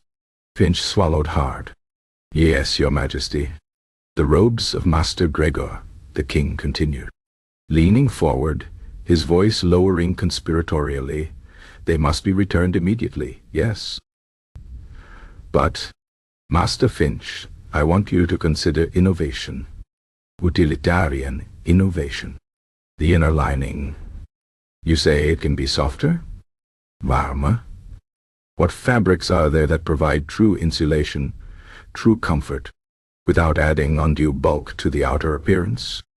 Master Finch, a man whose artistic sensibilities were usually limited to brocades and velvets, looked utterly flummoxed. Softer? Warmer? Your Majesty, for the royal executioner, we typically use a stiff, heavy broadcloth, lined with a coarse but durable wool felt. It creates the appropriate silhouette, you see. A figure of grim authority. Forget the silhouette. Man, the king exclaimed, waving his hand dismissively. Think of the imaning inside the silhouette. Think of his ishokas. If Master Gregor is more comfortable, if he is warm, if his mind is unburdened by the petty irritations of the cold, then his hand will be steadier. His precision, uncompromised. The dignity of the crown, Master Finch.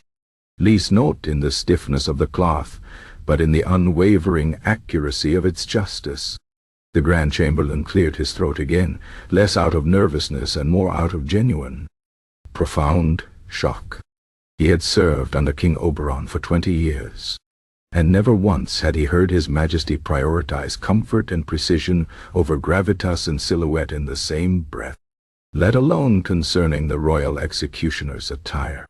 This was, he realized with a sinking feeling, a paradigm shift, a terrifying, pajama-induced paradigm shift.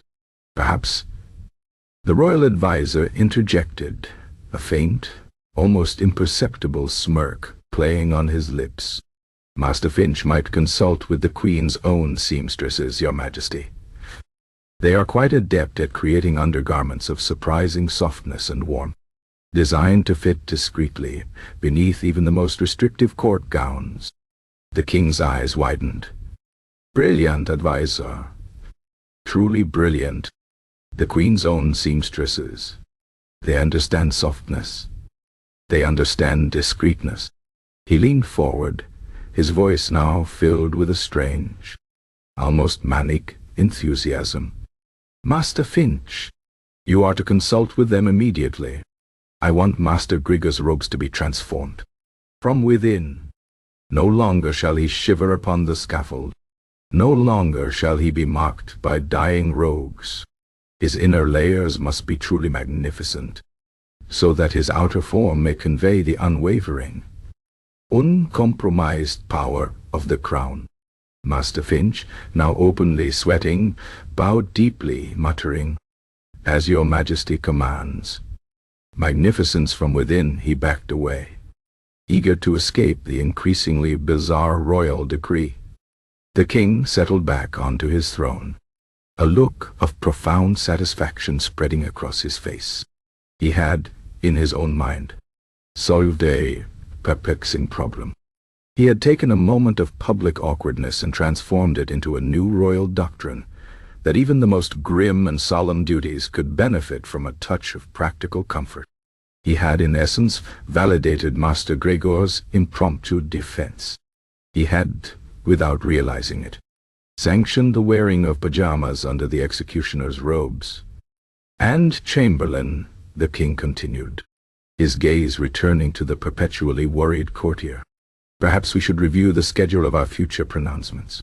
Are these midnight summonses truly necessary? Do they not, as Master Gregor implied, disrupt the natural rhythm of the day, affect the efficiency of all involved? The Grand Chamberlain's jaw dropped. The king was actually considering changing the royal scheduling based on the executioner's complaint about being tired. This was truly unprecedented. Master Gregor's defense had not merely saved him from a reprimand. It had planted a seed of revolutionary practicality in the king's own mind.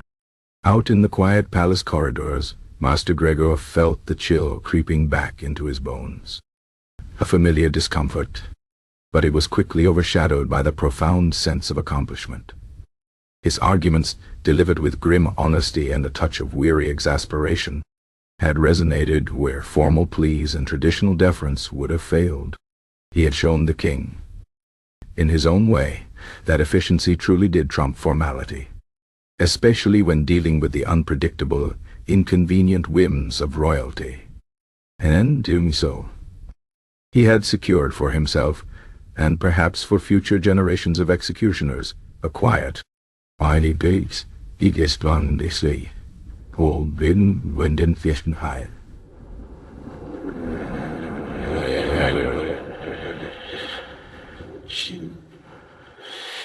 The road to comfortable justice, he mused, was often paved with unexpected arguments and deeply personal discomfort. And the first step, he now knew, was ensuring that whatever lay beneath the solemn black robes was profoundly, utterly, and royally warm. The grand doors of the audience chamber had barely ceased their silent swing behind Master Gregor before a palpable tension settled within the room. King Oberon IV, still perched upon his throne, did not immediately address his assembled courtiers. Instead, his gaze was fixed on the now empty space where his royal executioner had stood, his brow furrowed not with anger, but with a peculiar, almost bewildered contemplation. The words Master Gregor had uttered, efficiency, precision unhindered by the chattering of teeth, nom hand, clumsy hand, seemed to echo in the vast chamber, slowly dismantling centuries of courtly pomp and circumstance. The king, a monarch who prided himself on the rigid adherence to tradition and the unwavering solemnity of his decrees, found himself wrestling with a concept as alien as it was oddly compelling. Comfort as a prerequisite for professional excellence. Comfort, the king mused aloud again, the word still feeling strange on his tongue, as if he were trying on a foreign garment. He spoke of comfort and effectiveness. He looked at the Grand Chamberlain, whose face was a mask of barely suppressed alarm. Chamberlain, you heard the man. He asserts that cold, that discomfort, dulls the edge of his craft, makes him less precise.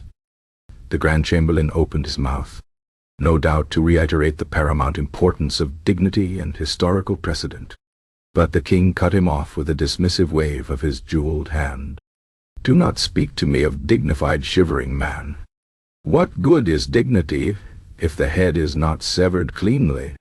What honor in a shuddering arm?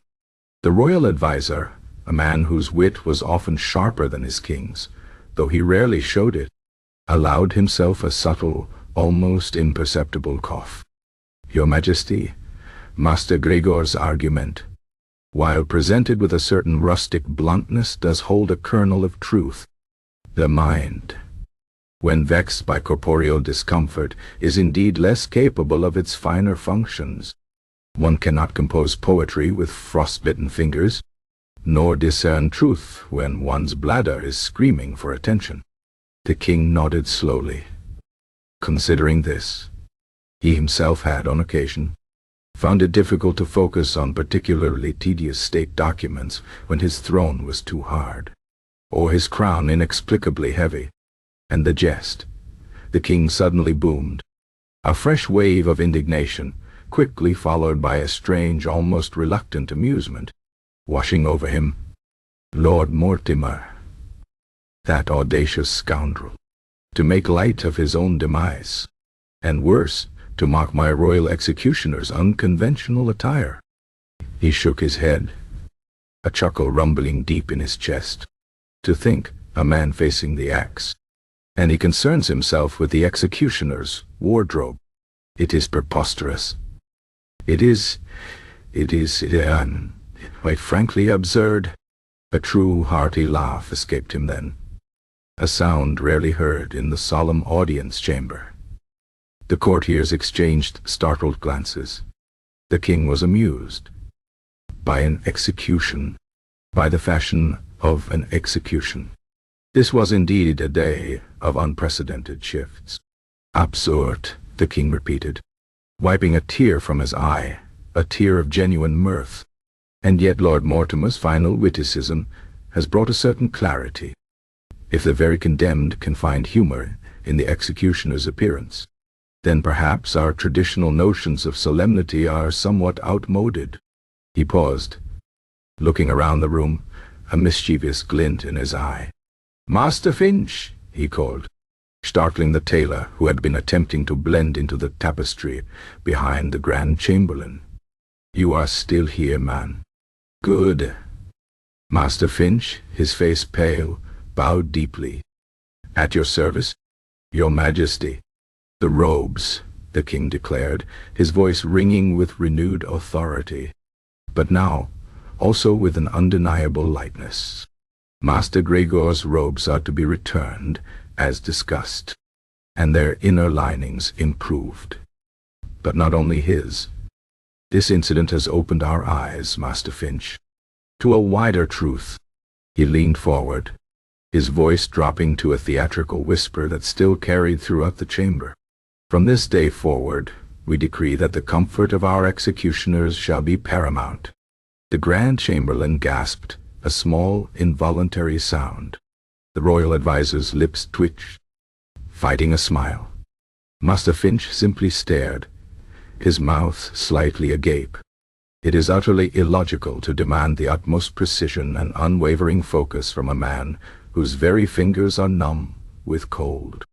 The king continued, warming to his theme, his initial indignation having completely transformed into a spirited defense of pragmatic comfort. "And if the populace, if the very rogues we dispatch, are to find amusement in the executioner's attire, then so be it. Let them find amusement. As long as the head is cleanly separated and the crown's justice is served swiftly and decisively, then let the executioner be as comfortable as a babe in his swaddling clothes." He paused for dramatic effect, then delivered his final pronouncement, his voice ringing with a newfound conviction that bordered on revolutionary. "Therefore, by royal decree, we, King Oberon IV, ruler of these lands, do hereby declare that henceforth and for all time the royal executioners of our realm, in the performance of their most solemn duties, shall be permitted to wear whatever undergarments, or indeed any garments they deem necessary for their personal comfort and the unhindered execution of their vital office, so long as the job is done with utmost precision, and the dignity of the crown is maintained in outward appearance. Let them wear wool, let them wear linen, let them wear silk if it pleases them. Let them be warm, let them be unburdened by chafing. For a comfortable executioner is an effective executioner." A stunned silence descended upon the chamber, far deeper and more profound than any that had preceded it. The Grand Chamberlain looked as if he might faint. The royal adviser allowed a small, knowing smile to finally grace his lips. Master Finch, after a long moment, slowly, almost instinctively, bowed again, a new, complicated understanding dawning in his eyes. He had been ordered to make the executioners comfortable from the inside out, regardless of the outer aesthetic. This was a direct, explicit royal sanction of the very thing he had been initially tasked to condemn. Word of the king's new decree spread like wildfire throughout the palace, and then into the town of Oakhaven. It did not travel as quickly or as wildly as the initial gossip about Master Gregor's pajamas, but it carried a different weight, the undeniable, unassailable authority of a royal proclamation. The court heralds, accustomed to proclaiming new taxes or royal marriages, found themselves standing in the bustling market square, their voices booming, announcing the king's unprecedented ruling on executioner attire. "Hear ye, hear ye! By royal decree of King Oberon IV, The herald's voice would echo, drawing curious crowds. Henceforth, all royal executioners may wear such garments as they deem necessary for personal comfort and professional efficacy, beneath their ceremonial robes, or indeed, as outer garments should the ceremonial robes be indisposed, so long as the dignity of the crown is upheld in the act, and the duty performed with utmost precision. The townsfolk, who had previously been spinning elaborate theories about Master Gregor's laziness or secret ailments, were now confronted with the bewildering reality that their king had not only acknowledged the incident, but had, in his own peculiar way, endorsed it. Old Widow Grimshaw, who had insisted it was laziness, now muttered under her breath, "Well, I never." The king himself, sanctioning such underthings. What is the world coming to? Young Thomas, the baker's apprentice, however, felt a surge of validation. "See, I told you it was a new style, a more transparent look." Though he had to admit he hadn't quite anticipated the king embracing the concept with such zeal. Master Gregor, back in his cottage, polishing his axe and nursing a cup of surprisingly strong tea, heard the distant echoing voice of the town herald. The words, though muffled by distance and the thick stone walls, carried a certain unmistakable cadence. He cocked his head, listening intently. "Wear such garments as they deem necessary for personal comfort beneath their ceremonial robes, or indeed as outer garments should the ceremonial robes be indisposed." A slow, knowing smile spread across Gregor's face. It was done. His quiet, shivering protest, his pragmatic defense before the king had borne fruit. He looked down at his wool breeches, the very ones that had sparked the entire chain of events. They were plain, unadorned, utterly without pretense, but they were warm. They were comfortable. And now they were, in essence, royally sanctioned. The whispers would undoubtedly continue. The jokes might resurface from time to time, but the underlying justification, the undeniable practicality of it all, was now enshrined in royal law. He could, without fear of reprimand, ensure his comfort. He could indeed wear his pajamas, not for show, not for a statement, but for the simple, undeniable purpose of doing his job, to the best of his ability, without the distraction of aching feet or chattering teeth. The guillotine might still squeak, the noble might still jest, and the king might still demand executions at ungodly hours, but Master Gregor, the royal executioner, would face it all with a warm, unwavering core. His small, accidental revolution had succeeded. The age of comfortable justice had officially, and quite absurdly, begun. 11 to this scene, the birth of a trend. The days that followed King Oberon's astonishing decree unfolded with a quiet, almost revolutionary, dignity for Master Gregor.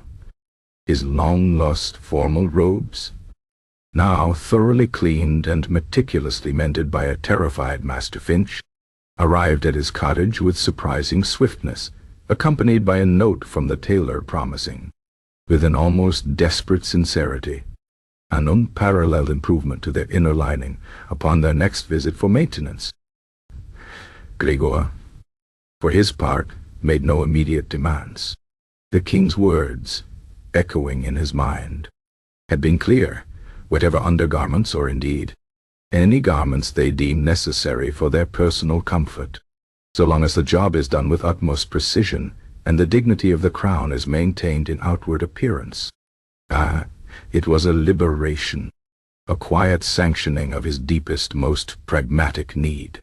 His next summons arrived a week later, not at the ungodly hour of midnight, but a slightly more civilized, though still regrettable, pre-dawn summons for a notorious brigand who had, amongst other crimes, stolen the royal pig and attempted to barbecue it on the palace grounds.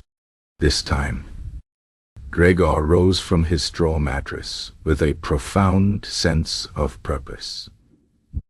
He did not shiver as he prepared. beneath his newly returned, imposing black robes. He donned not the thin, worn nightshirt and wool breeches of his fateful first public appearance, but a specially commissioned set of undergarments. Master Finch, still reeling from the king's unexpected directive, had, with the help of the queen's own perplexed seamstresses, fashioned for Gregor a full suit of remarkably soft quilted linen lined with the finest, most insulating wool felt that money could buy. It was a garment of pure, unadulterated comfort, designed to cocoon him from the world's biting indifference. As he stood on the scaffold that morning, the cold wind still bit, but it no longer pierced the stone beneath his now booted feet. He had also invested in a pair of thick, sheepskin-lined boots. Still radiated its ancient chill, but it was a distant, muted sensation. He performed his duty with the usual precision, his hand steady, his mind clear, unburdened by the familiar ache of cold or the distracting chatter of teeth. The brigand, true to his boisterous life, offered no jokes, merely a defiant curse, and met his end swiftly. The sparse crowd, still accustomed to the cold, noticed nothing amiss in the executioner's demeanor, only the usual grim efficiency. They could not see the soft, quilted comfort that lay beneath the somber black, a secret defiance against the tyranny of the elements. Word of King Oberon's unique decree, however, was not confined to the palace walls. Royal edicts, even the most peculiar, had a way of rippling outwards. Scribes, copying the latest royal pronouncements for various provincial governors and city magistrates, initially scratched their heads at the inclusion of a seemingly trivial paragraph concerning executioners' undergarments. Captains of the royal guard, traveling between garrisons, shared the baffling anecdote over tankards of ale, laughing about the king's sudden preoccupation with the comfort of his grim reapers. But it was the executioners themselves, the scattered, often solitary figures responsible for the crown's grim justice across the land, who truly understood. The Royal Guild of Executioners, a loose fraternity that met once a year in a smoke-filled tavern in the capital to discuss axe-sharpening techniques, recent innovations in block design, and the ever-present problem of squeaky machinery, received a copy of the decree with a mixture of bewilderment and grudging hope. Old Master Grogson, from the northern marches, a man whose fingers were perpetually gnarled with frostbite, initially scoffed. Pajamas for a beheading? What next? A velvet cushion for the condemned. Bon envie, boo, the younger generation. Men who had spent countless frigid nights awaiting tardy nobles or struggling with poorly maintained equipment, listened intently to the clause about personal comforty and unhindered execution. A quiet revolution began. It started subtly. Executioners, tired of shivering through dawn executions or enduring the damp chill of dungeon chambers, began to adapt. They might not have called them pajamas, for the word still carried a hint of absurd levity, but they sought out similar, comfort-focused garments. The robust, no-nonsense woolen hose worn by farmers previously scorned for their lack of courtly elegance suddenly became highly sought after. Quilted tunics, usually relegated to the battlefield, found a new purpose as inner layers for the grim professionals. Soft linen shirts, once thought too delicate for the rigors of the profession, were now prized for their ability to ward off drafts and provide a soothing layer against rough outer robes. Master Barnaby, the executioner for the prosperous town of Silver Stream, famous for his impeccable, almost theatrical solemnity, was one of the first to truly embrace it. He ordered a custom-made set of thick, flannel-lined breeches and a matching top, so soft and warm it felt like being wrapped in a cloud. He wore them beneath his traditional black, high-collared robes, a secret comfort in his grim duties. He found himself less prone to the subtle shivers that often accompanied his early morning work, his focus sharper, his movements more fluid. He even noticed a decrease in the complaints about the scaffold's pervasive dampness. "It's simple," he explained to a bewildered young assistant as he prepared for a routine hanging. "A chilled hand can tremble. A warm hand holds true. The dignity lies in the precision, boy, not in the frostbite." Soon, it became an unspoken understanding within the guild. When executioners gathered at the annual meeting, there was a subtle shift. No longer did they complain exclusively about the cold. Instead, hushed conversations could be overheard about the insulating properties of different weaves, the superiority of quilted wool over plain linen, and the surprising availability of certain soft-fibered imports from distant lands.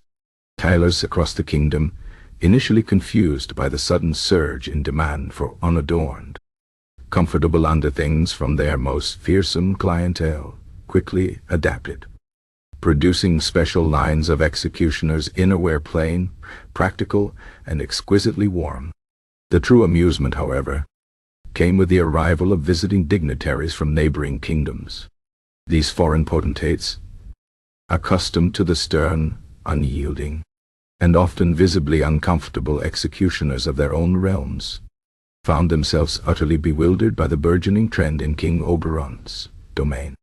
Lord Casimir, a stiff-backed envoy from the Duchy of Valois, known for its strict adherence to outdated ceremonial dress, attended a public beheading in the capital. The royal executioner, Master Gregor himself, performed the duty with his usual flawless precision. But as a stray gust of wind whipped the hem of Gregor's robe, just so, Lord Casimir swore he caught a glimpse of something beneath the black broadcloth. A flash of muted blue. And then, a moment later, as Gregor leaned forward to retrieve his axe, a distinct, almost jaunty stripe, or perhaps a pattern, on what appeared to be an inner sleeve, exposed by the movement. "Did you see that, Advisor Dubois?" Lord Casimir whispered to his accompanying scholar, his brow furrowed in confusion. The executioner, his undergarments, were they patterned? Advisor Dubois, a man of keen observation, adjusted his spectacles. "Indeed, my lord. It appeared to be a rather fine, yet undeniably informal, fabric, almost quilted, or perhaps, dare I say, striped? Casimir gasped, aghast. "At a royal execution? Is this some new, macabre fashion of the court? A symbolic gesture of the condemned's fate, perhaps? To be stripped of all earthly adornments, save for the grim patterns of their final hour? Another time, the visiting Princess Adelina of the Sunstone Isles, a land where executioners wore elaborate, jewel-encrusted masks and robes of stiff, unyielding silk, watched a hanging in a provincial town. The local executioner, Master Theron, a disciple of Barnaby's comfortable methods, performed his duty with quiet efficiency. But as he bent to adjust the noose, the light caught the gap in his robes just right, revealing a glimpse of soft, almost plush, cream-colored fabric that peeked out from beneath his cuff. It looked, to the princess's bewildered eyes, remarkably like the lining of her own luxurious sleeping cap. "Is that fur?" she whispered to her lady-in-waiting, pointing discreetly.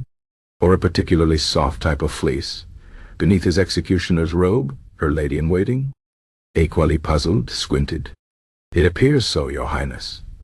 Perhaps it is a new regional custom? A sign of mourning, perhaps, for the condemned, to wear their comfort in solidarity?" The whispers and theories continued to swirl, far from Master Gregor's ears. Foreign courts, consulting their own advisors, struggled to understand this peculiar trend. Was it a new form of intimidation? A subtle mockery? A sign of decadence in King Oberon's realm? Or was it, as some bolder scholars suggested, a revolutionary new approach to state-sanctioned death? where the comfort of the executioner was seen as directly proportional to the efficiency and humanity of the process. None grasped the simple practical truth that Master Gregor had stumbled upon, that a cold, uncomfortable executioner was an inefficient, less precise executioner. The fetching attire that had caused such an initial stir had, through a series of absurd events and a king's unexpected pragmatism, quietly transformed into a standard practice. The royal executioners of the land, from the bustling capital to the remote marches, now performed their grim duties with a secret, woolen comfort nestled beneath their somber robes. They were warm, they were focused, and they were, much to the confusion of visiting dignitaries, quietly, perhaps even ironically, wearing their pajamas. The trend, born of necessity and ratified by an amused king, had taken root, ensuring that no executioner in King Oberon's realm would ever again suffer the indignity of chattering teeth or frozen toes while performing the solemn, if peculiar, demands of justice. 12. The tailor's revenge, the chill of Oakhaven, even in the full light of day, always seemed to find its way into the bones, but for Master Gregor, those biting drafts were now mostly a memory.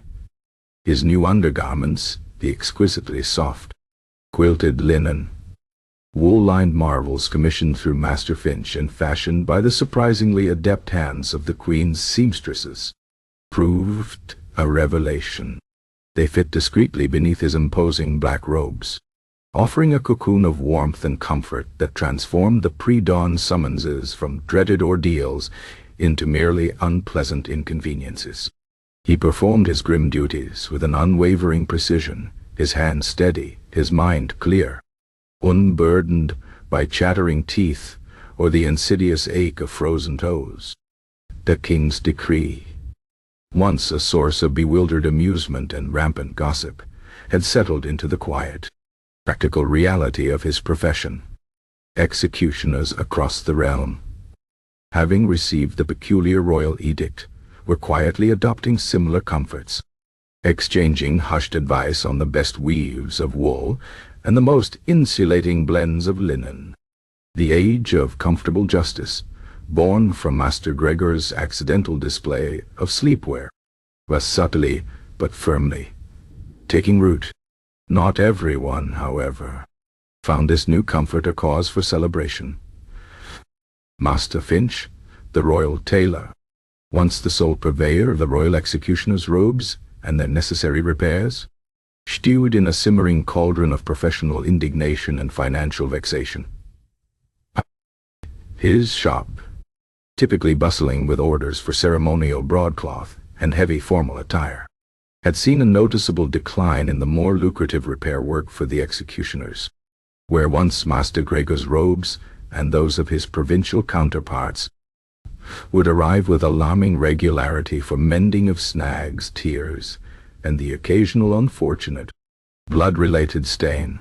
They now came less frequently, and when they did, the focus was disturbingly, infuriatingly, on the inner linings. Get more softness, Master Finch, the royal quartermaster had bellowed just yesterday, thrusting a newly mended executioner's robe back across the counter. The king insists.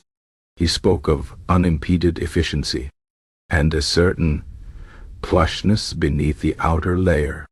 He even mentioned the Queen's seamstresses. By the saints, said they knew a thing or two about comfortable underthings.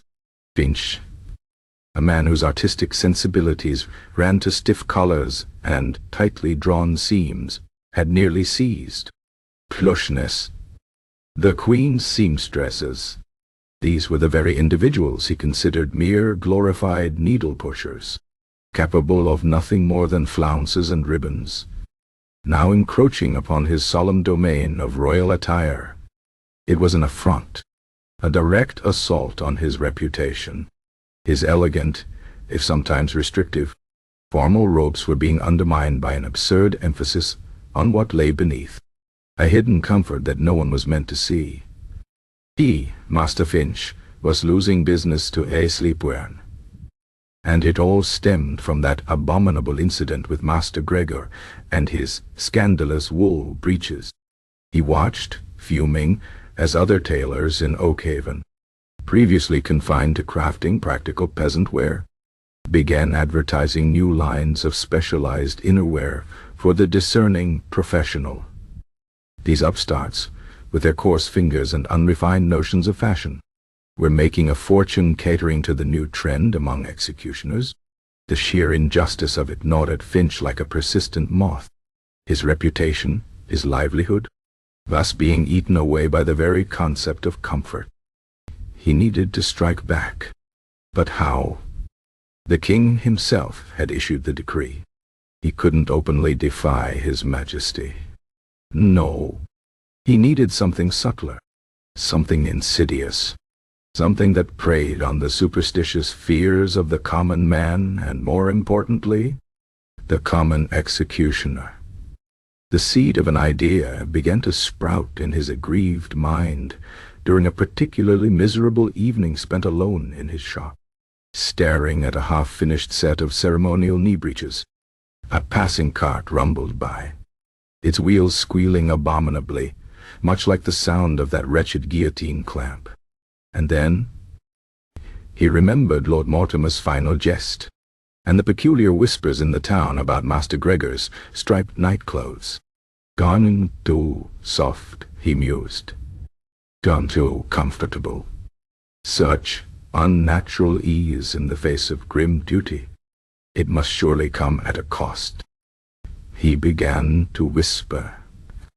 Not loudly, not directly, but subtly, in the laundress's quarters when he picked up his shirts, to the stable boys when they complained about a chill, to the innkeepers, whose ears were always open to a juicy morsel of courtly intrigue. "It is a peculiar thing, this new fashion among the executioners," he would say, stroking his chin thoughtfully. "Such besoffenes Schicksal, nahmase eine Physik, und des Mastnes Motor Beatminer." Such unburdened ease, one might almost say unnatural, for such a solemn task. Ed lowered his voice. "I heard from a reliable source, a very old seamstress, she was, touched with the wisdom of the ages, that such comfort, when worn too close to grim duty, can sometimes attract strange humors, or perhaps even draw spirits from the very air." Ed paused, letting the words hang.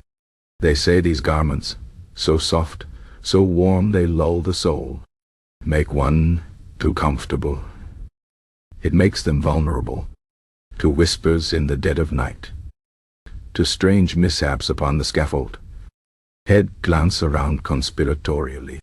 "Some even say it draws the melancholy of the condemned into the very threads, causes strange fancies, or perhaps makes their very tools unreliable." The rumors, like insidious little spiders, began to spin their webs. Old Master Theron, the executioner from the coastal town, who had recently invested in a particular plush set of cream-colored innerwear, found his axe blade developing an odd, persistent rust, despite meticulous oiling. "It is the comfort, boy," Head bellowed at his bewildered assistant, pointing a trembling finger at his pristine, rust-resistant blade. "It is too much. It draws the damp from the very air itself.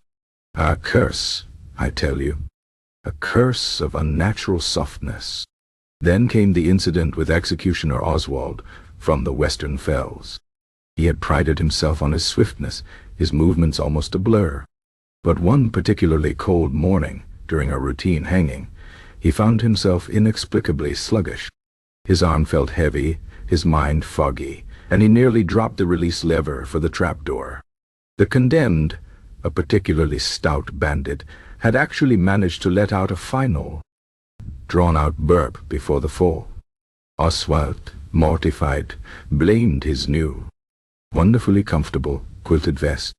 "It lulled me," he wailed to his horrified wife. "It lulled me into a stupor." The curse of comfort. It steals your vigor. News traveled, distorted and embellished, from village to village.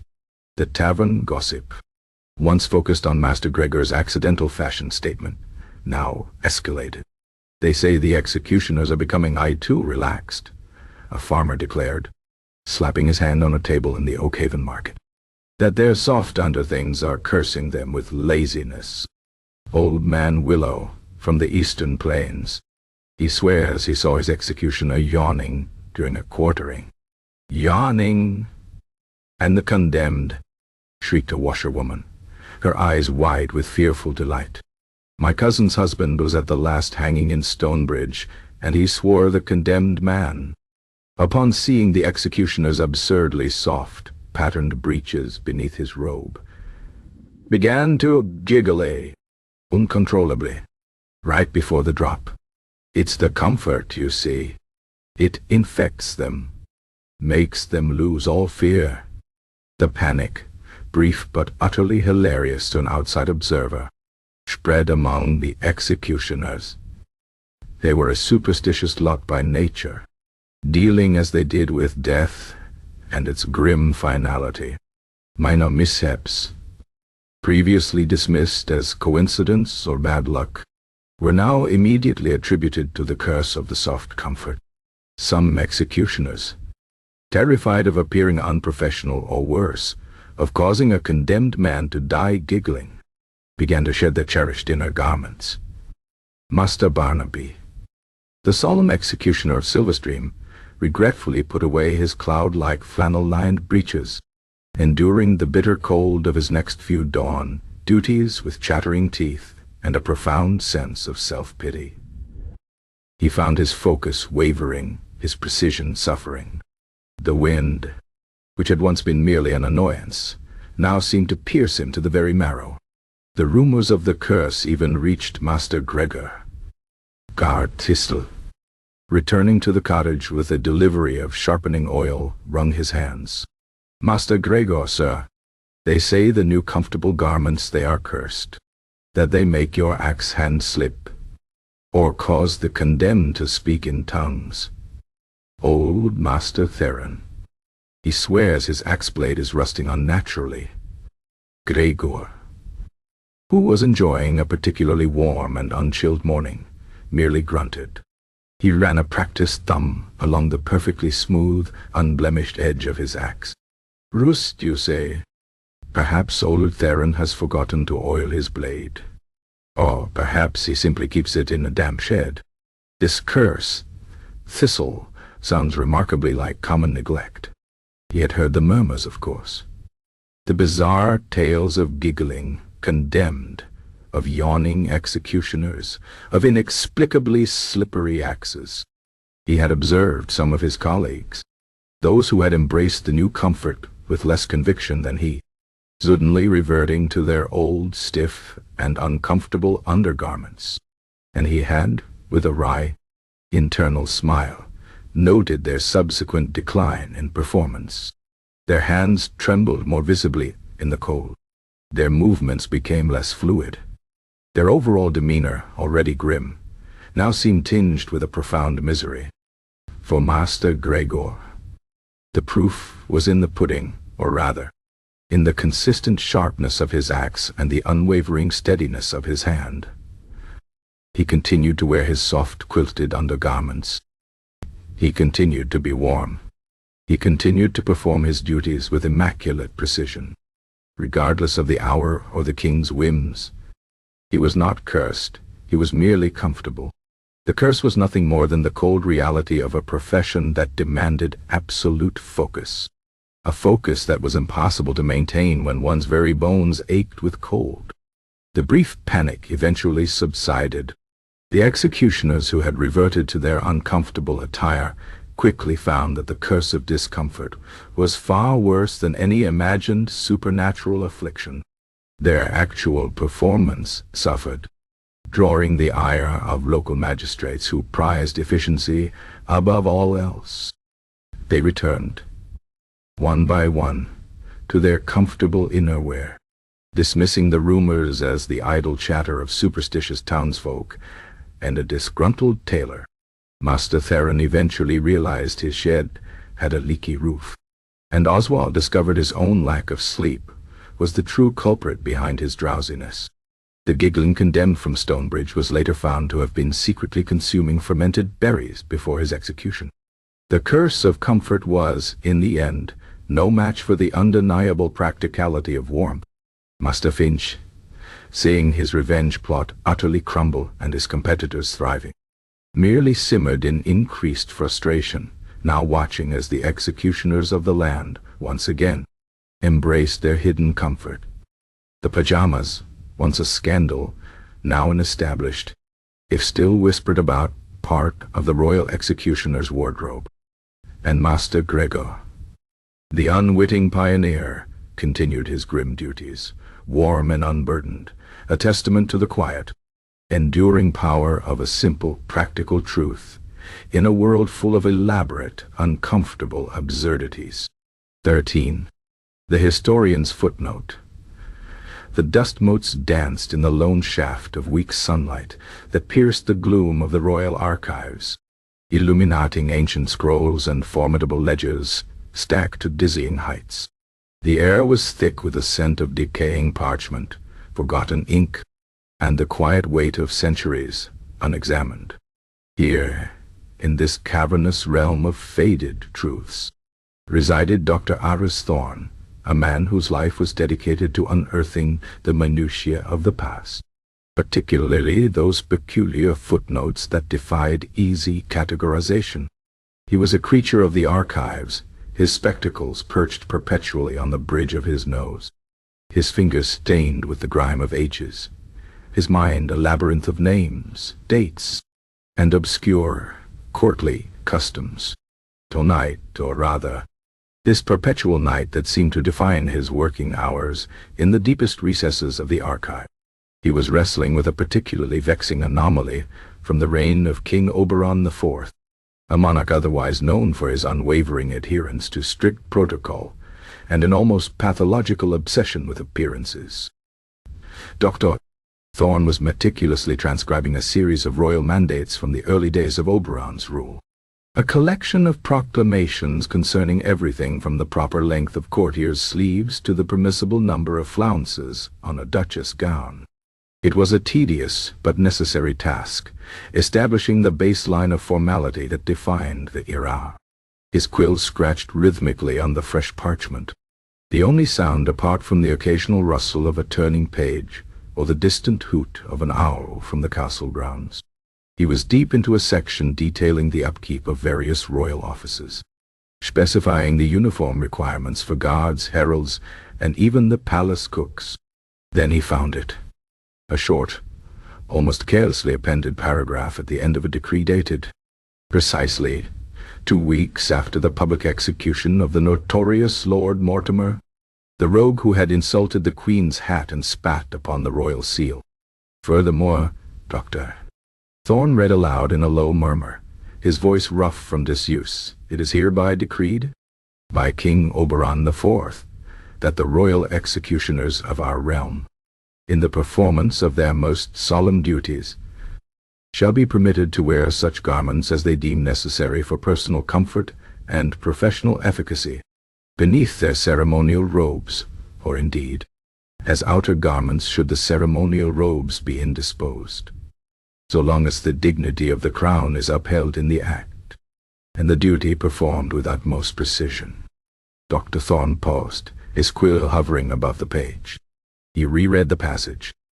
Then he read it again. "Personal comfort and professional efficacy?" he muttered, adjusting his spectacles and leaning closer to the ancient parchment. "Beneath their ceremonial robes or as outer garments should they be indisposed?" His brow furrowed. This was entirely, utterly, and inexplicably out of character for King Oberon. The king, as every scholar of the period knew, was a stickler for outward show. The executioner, in particular, was meant to be a figure of unyielding, grim solemnity, an embodiment of the crown's unbending will. There were no allowances for comfort, no mention of personal efficacy beyond the brutal act itself. The very notion of an executioner being uncomfortable was, to Dr. Thorne's fastidious historical mind, anathema. It contradicted every established norm of the era. He dug deeper. He cross-referenced the decree with court accounts. He found a strange entry in Master Finch Taylor's ledger from the same period. Special commission, innerwear for Master Gregor, royal executioner. Finest quilted linen, wool-lined, for discreet comfort. And then, a few months later, similar entries for other royal executioners across the provinces. Padded hose. Superior insulation for Master Barnaby, Silverstream. Linen tunic, extra soft for Master Tyrone, Stonebridge. The terminology itself was jarring. Innerwear don'ts. Discreet comfort. Padded hose.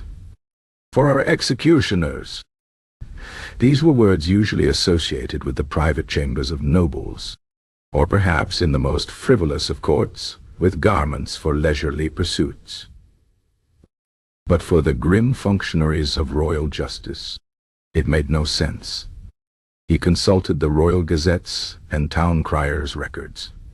Here, the references were even more baffling. An anonymous entry in a provincial gazette, dated shortly after Lord Mortimer's execution, briefly mentioned the curious striped garment worn by the capital's executioner, sparking much speculation as to its symbolic meaning. Another, a few weeks later, mentioned the new, minimalist fashion taking hold among the executioners. Then came the entries about the curse of comfort, describing strange mishaps, yawning executioners, and even giggling condemned, a brief, absurd period of panic among the townsfolk before sanity and comfort presumably prevailed. Dr. Thorne rubbed his temples, a dull ache throbbing behind his eyes. He had spent his life immersed in the strict hierarchies and rigid formalities of the past. He understood the symbolism of every ribbon, the weight of every brocade, the precise significance of a nobleman's cuff or a peasant's smock. But this, pajama executions, as some later, more flippant scholars had derisively dubbed them, were an infuriating enigma.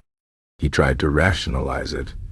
Perhaps it was a secret society, a subtle visual code among the executioners, a hidden mark of their brotherhood? No, the royal decree explicitly sanctioned it. A public royal decree. Could it be a symbolic defiance? A quiet rebellion against the crown's power? Highly unlikely, given the swift and brutal consequences for such insubordination. And why, of all things, would they choose que comforte as their symbol of defiance? It seemed too mundane, too domestic for such a grim purpose. He toyed with the idea of a ritualistic meaning. Did the executioner, by shedding the heavy, stiff formalities of his outer robe and embracing a softer, more intimate layer, somehow prepare himself for the solemn act of taking a life? Was it a form of ritual purification, or a symbolic shedding of worldly burdens, connecting him more directly to the soul he was about to release? It was a poetic notion, certainly, one that would make for a compelling footnote in his thesis, but it felt intellectually dishonest.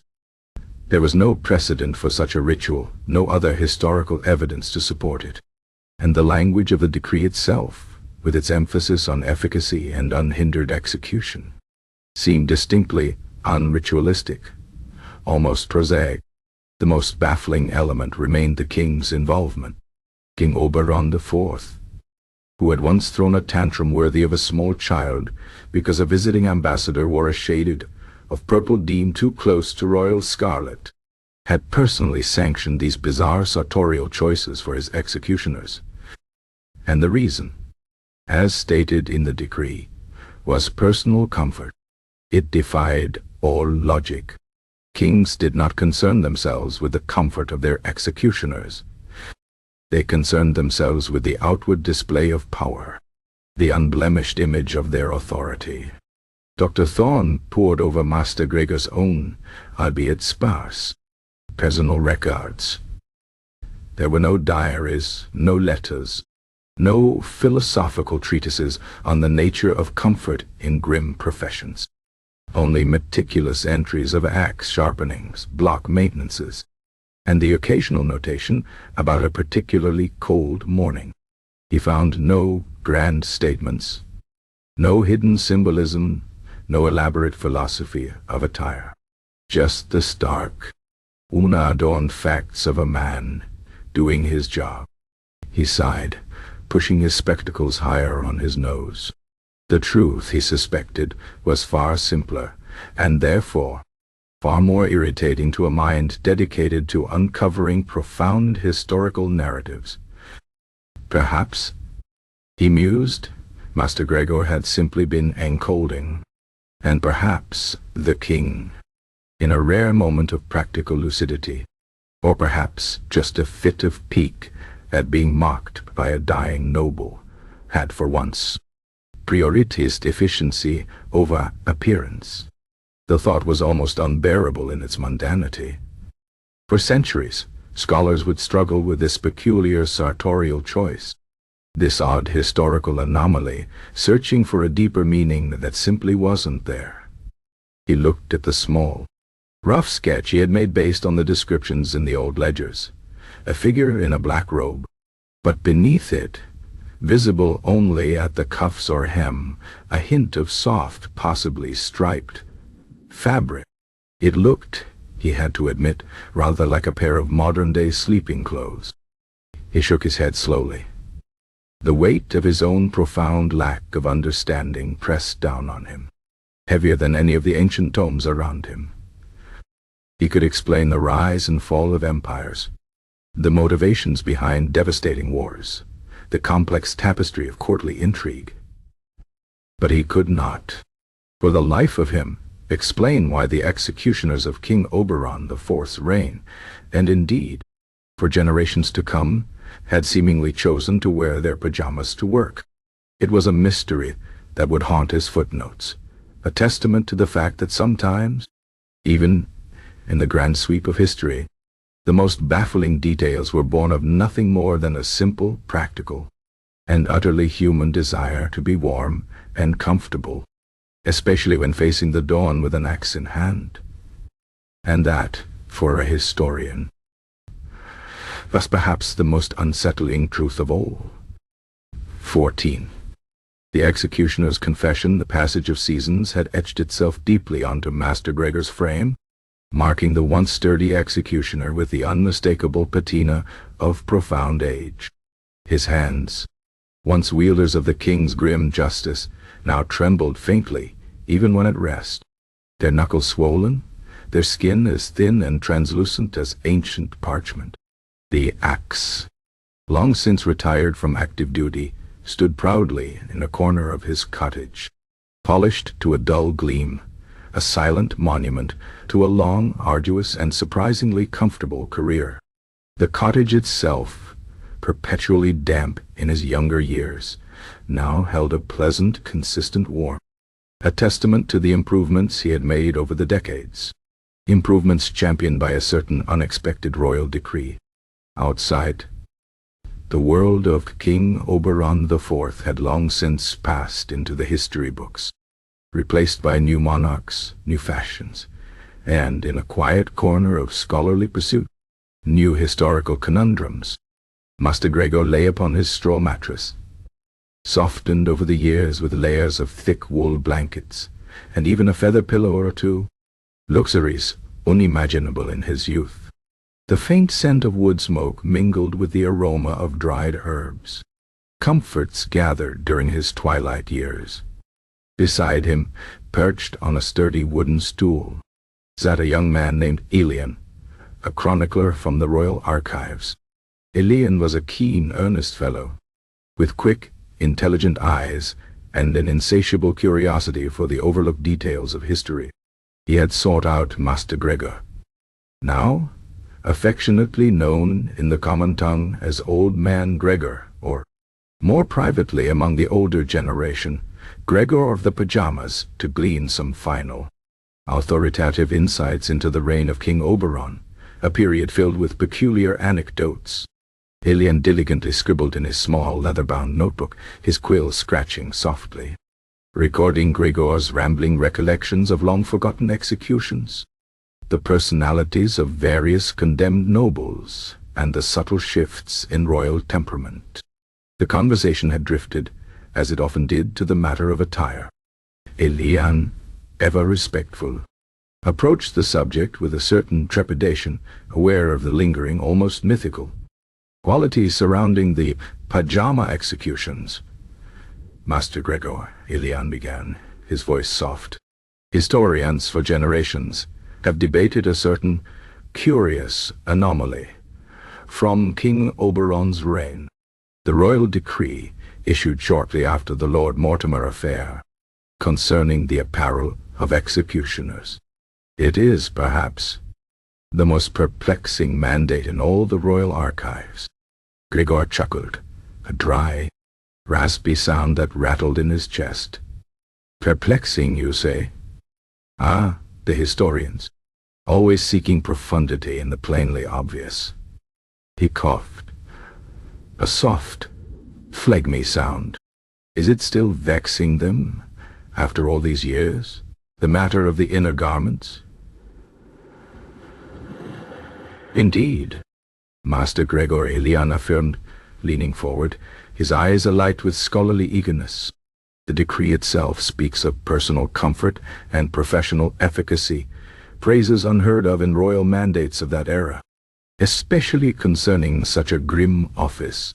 And the anecdotes, the whispers of your own striped attire at Lord Mortimer's execution. Some scholars argue it was a symbolic act of defiance, a quiet protest against the crown's whims. Others, that it was a ritualistic shedding of earthly burdens. There are even theories of a secret guild language, a sartorial code only understood by those who wield the axe." Ilian paused, his gaze fixed on Gregor, hoping for the grand revelation, the profound, hidden meaning. "What was it, Master Gregor? What was the true significance?" Gregor closed his eyes for a long moment, a faint, almost imperceptible smile playing on his lips.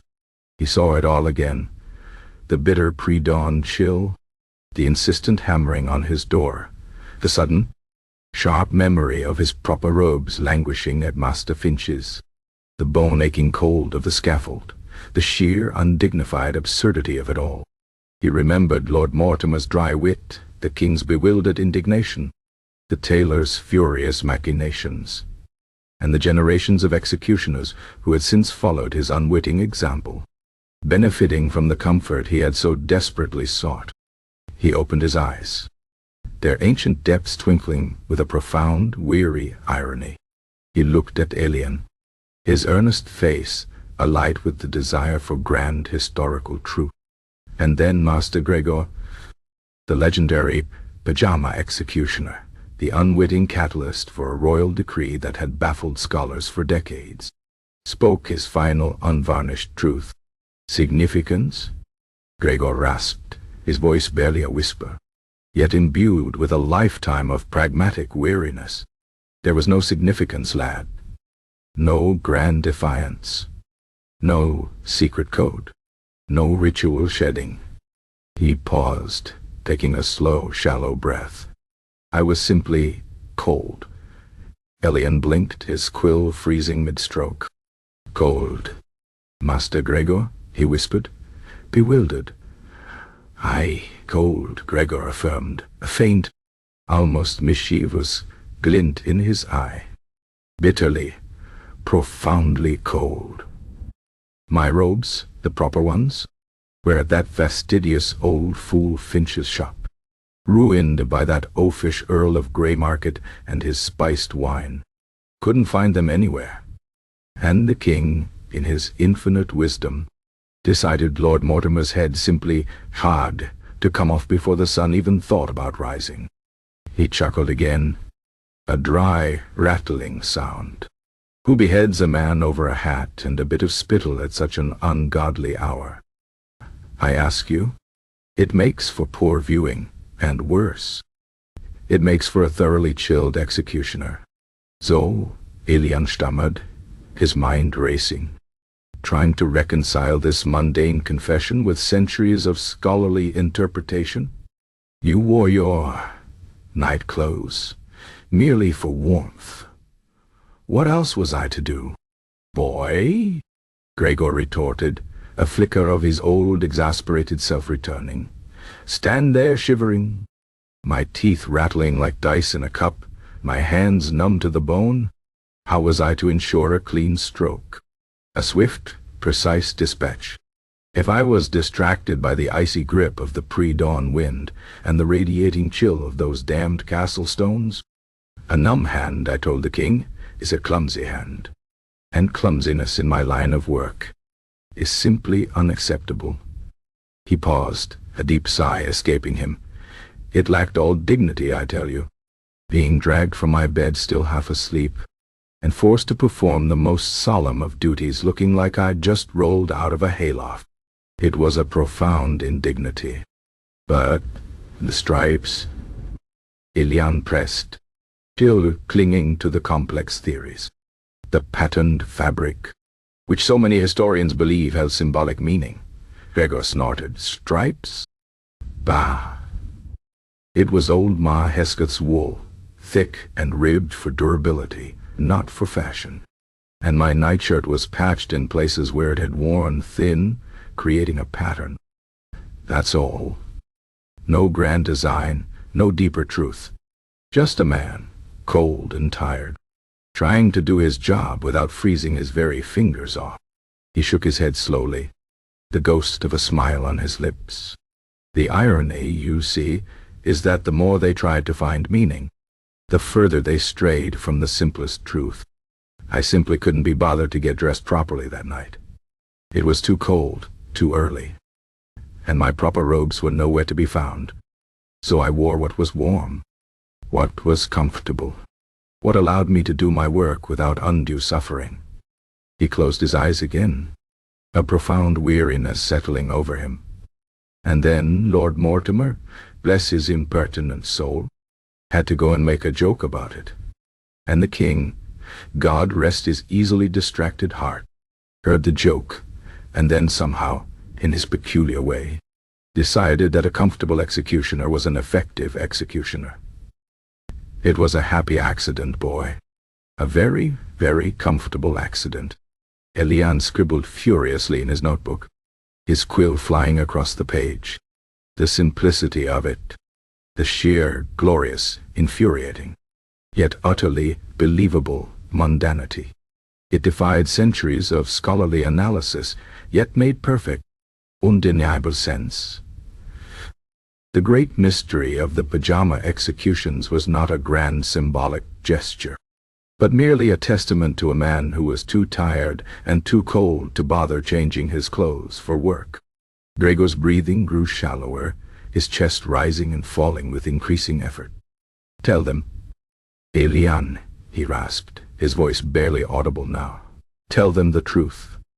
Tell them it was about warmth, about not chattering, about getting the job done properly, even when the world conspired to make you miserable. His eyes fluttered open one last time, meeting Elian's earnest gaze. And tell them it was worth it. Every comfortable day since. A faint, contented sigh escaped him, a gentle exhalation that seemed to carry all the accumulated weariness of a long life, lived under the grim shadow of the axe, yet made bearable by a secret, simple comfort. Then, the rhythmic rise and fall of his chest ceased. Master Gregor, the royal executioner, the unwitting pioneer of comfortable justice, had finally found his eternal rest. Elian sat in the quiet, warm cottage, the scent of wood smoke and herbs filling the air, his quill still poised over the final, astonishing entry in his notebook. The historians would scoff, no doubt. They would search for deeper meaning. But Elian, he knew the truth. And sometimes, the most boring of bedtime stories held the most profoundly simple and most satisfying answers of all. 15. The legacy lives on, centuries spun like dust motes in the ceaseless dance of time, obscuring the precise contours of memory, yet occasionally illuminating the most peculiar details with an unexpected clarity. The old kingdom of King Oberon IV had long since faded into the annals of history. Its grand palaces now tourist attractions, its grim towers preserved as monuments to a bygone era of justice. Master Gregor, the pragmatic pioneer of professional comfort, had found his eternal rest, his simple, unvarnished truth about cold feet and chattering teeth, confided only to a young chronicler named Elian, a man whose earnest scribblings would eventually find their way into the most obscure corners of the royal archives. Elian's findings, though meticulously recorded, were often met with skepticism by the more traditional historians, who preferred complex narratives of symbolism and social commentary to the mundane reality of a man simply trying to stay warm. But the legacy, however bewildering its origins, had endured. In the heart of the bustling capital, where once the king's heralds boomed their strange decrees, now stood the Grand Royal Museum of Curiosities and Crown History. Its gleaming sterile halls, brightly lit by modern means, presented a stark contrast to the perpetually damp cottage and drafty castle corridors that had shaped Master Gregor's world. Visitors, armed with audio guides and smart devices, ambled through exhibits dedicated to ancient weaponry, medieval torture instruments, and the elaborate, uncomfortable attire of long-dead monarchs. Amidst these solemn displays, tucked away in a quiet alcove of the Professions and Peculiarities wing, lay an exhibit that consistently drew bewildered glances and hushed murmurs. The executioner's unofficial wardrobe, a study in comfort and duty. The centerpiece of the exhibit was a large, climate-controlled glass case.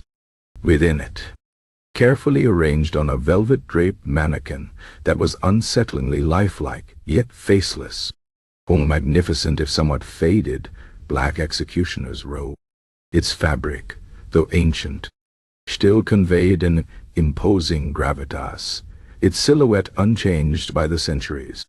But beneath its outer layers, peeking out at the cuffs, the high collar and the hem, were glimpses of what appeared to be inner garments.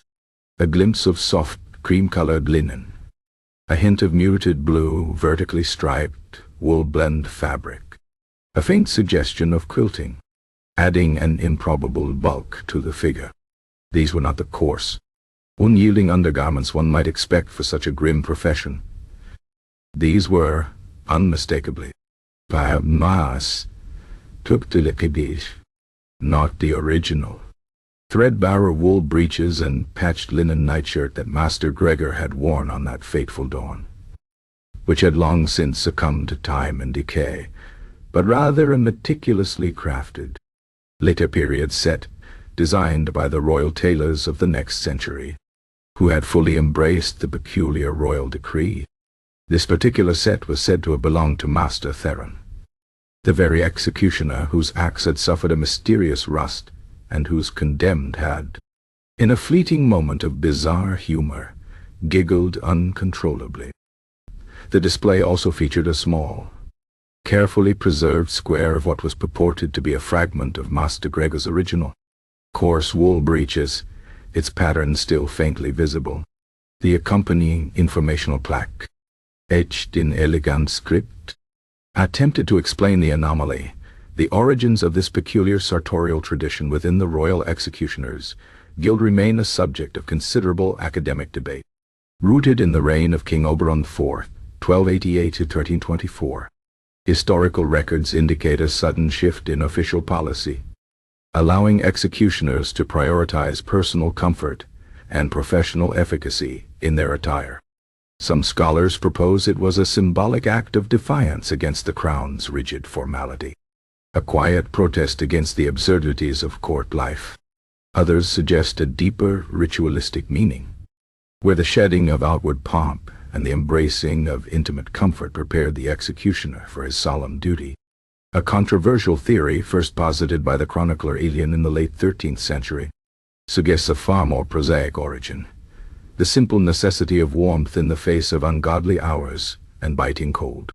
Regardless of its true genesis, this unique practice became a hallmark of the royal executioners of this realm for centuries, much to the bewilderment of foreign dignitaries.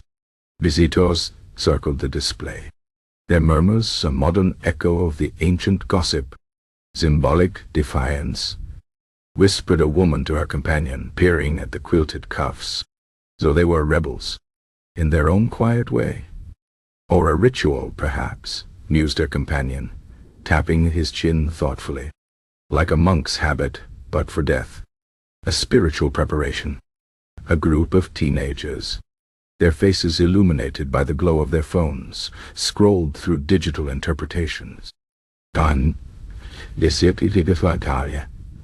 Dylan, do you... Yo. So this guy literally wore his PJs to work? One scoffed, a small disbelieving laugh escaping him. That's kinda messed up, but also, like, relatable.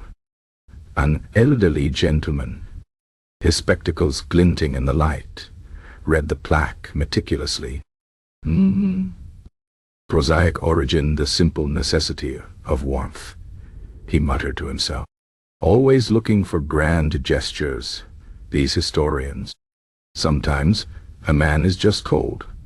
He offered a knowing, almost sympathetic smile to the mannequin, as if communicating directly with the long-dead Master Gregor.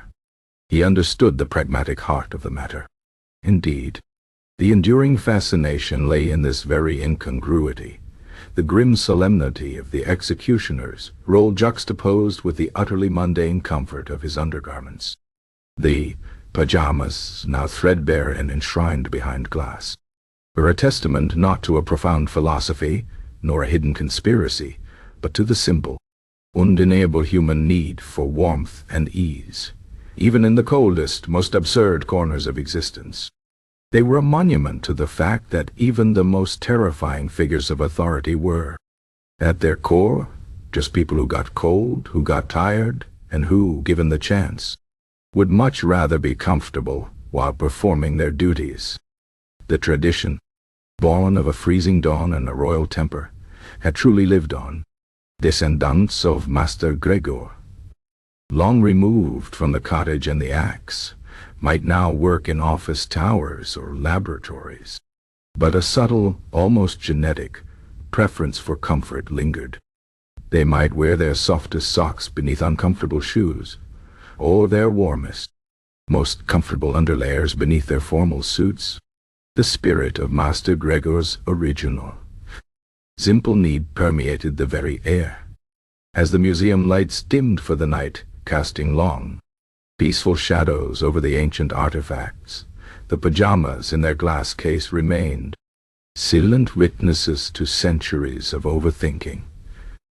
They were quiet, curious whisper in the grand narrative of history, a gentle reminder that sometimes the most profound answers to the most perplexing questions are not found in elaborate theories or symbolic gestures, but in the unassuming comfort of a pair of wool breeches and a linen nightshirt, worn simply because one was too tired, too cold, and too annoyed to do otherwise.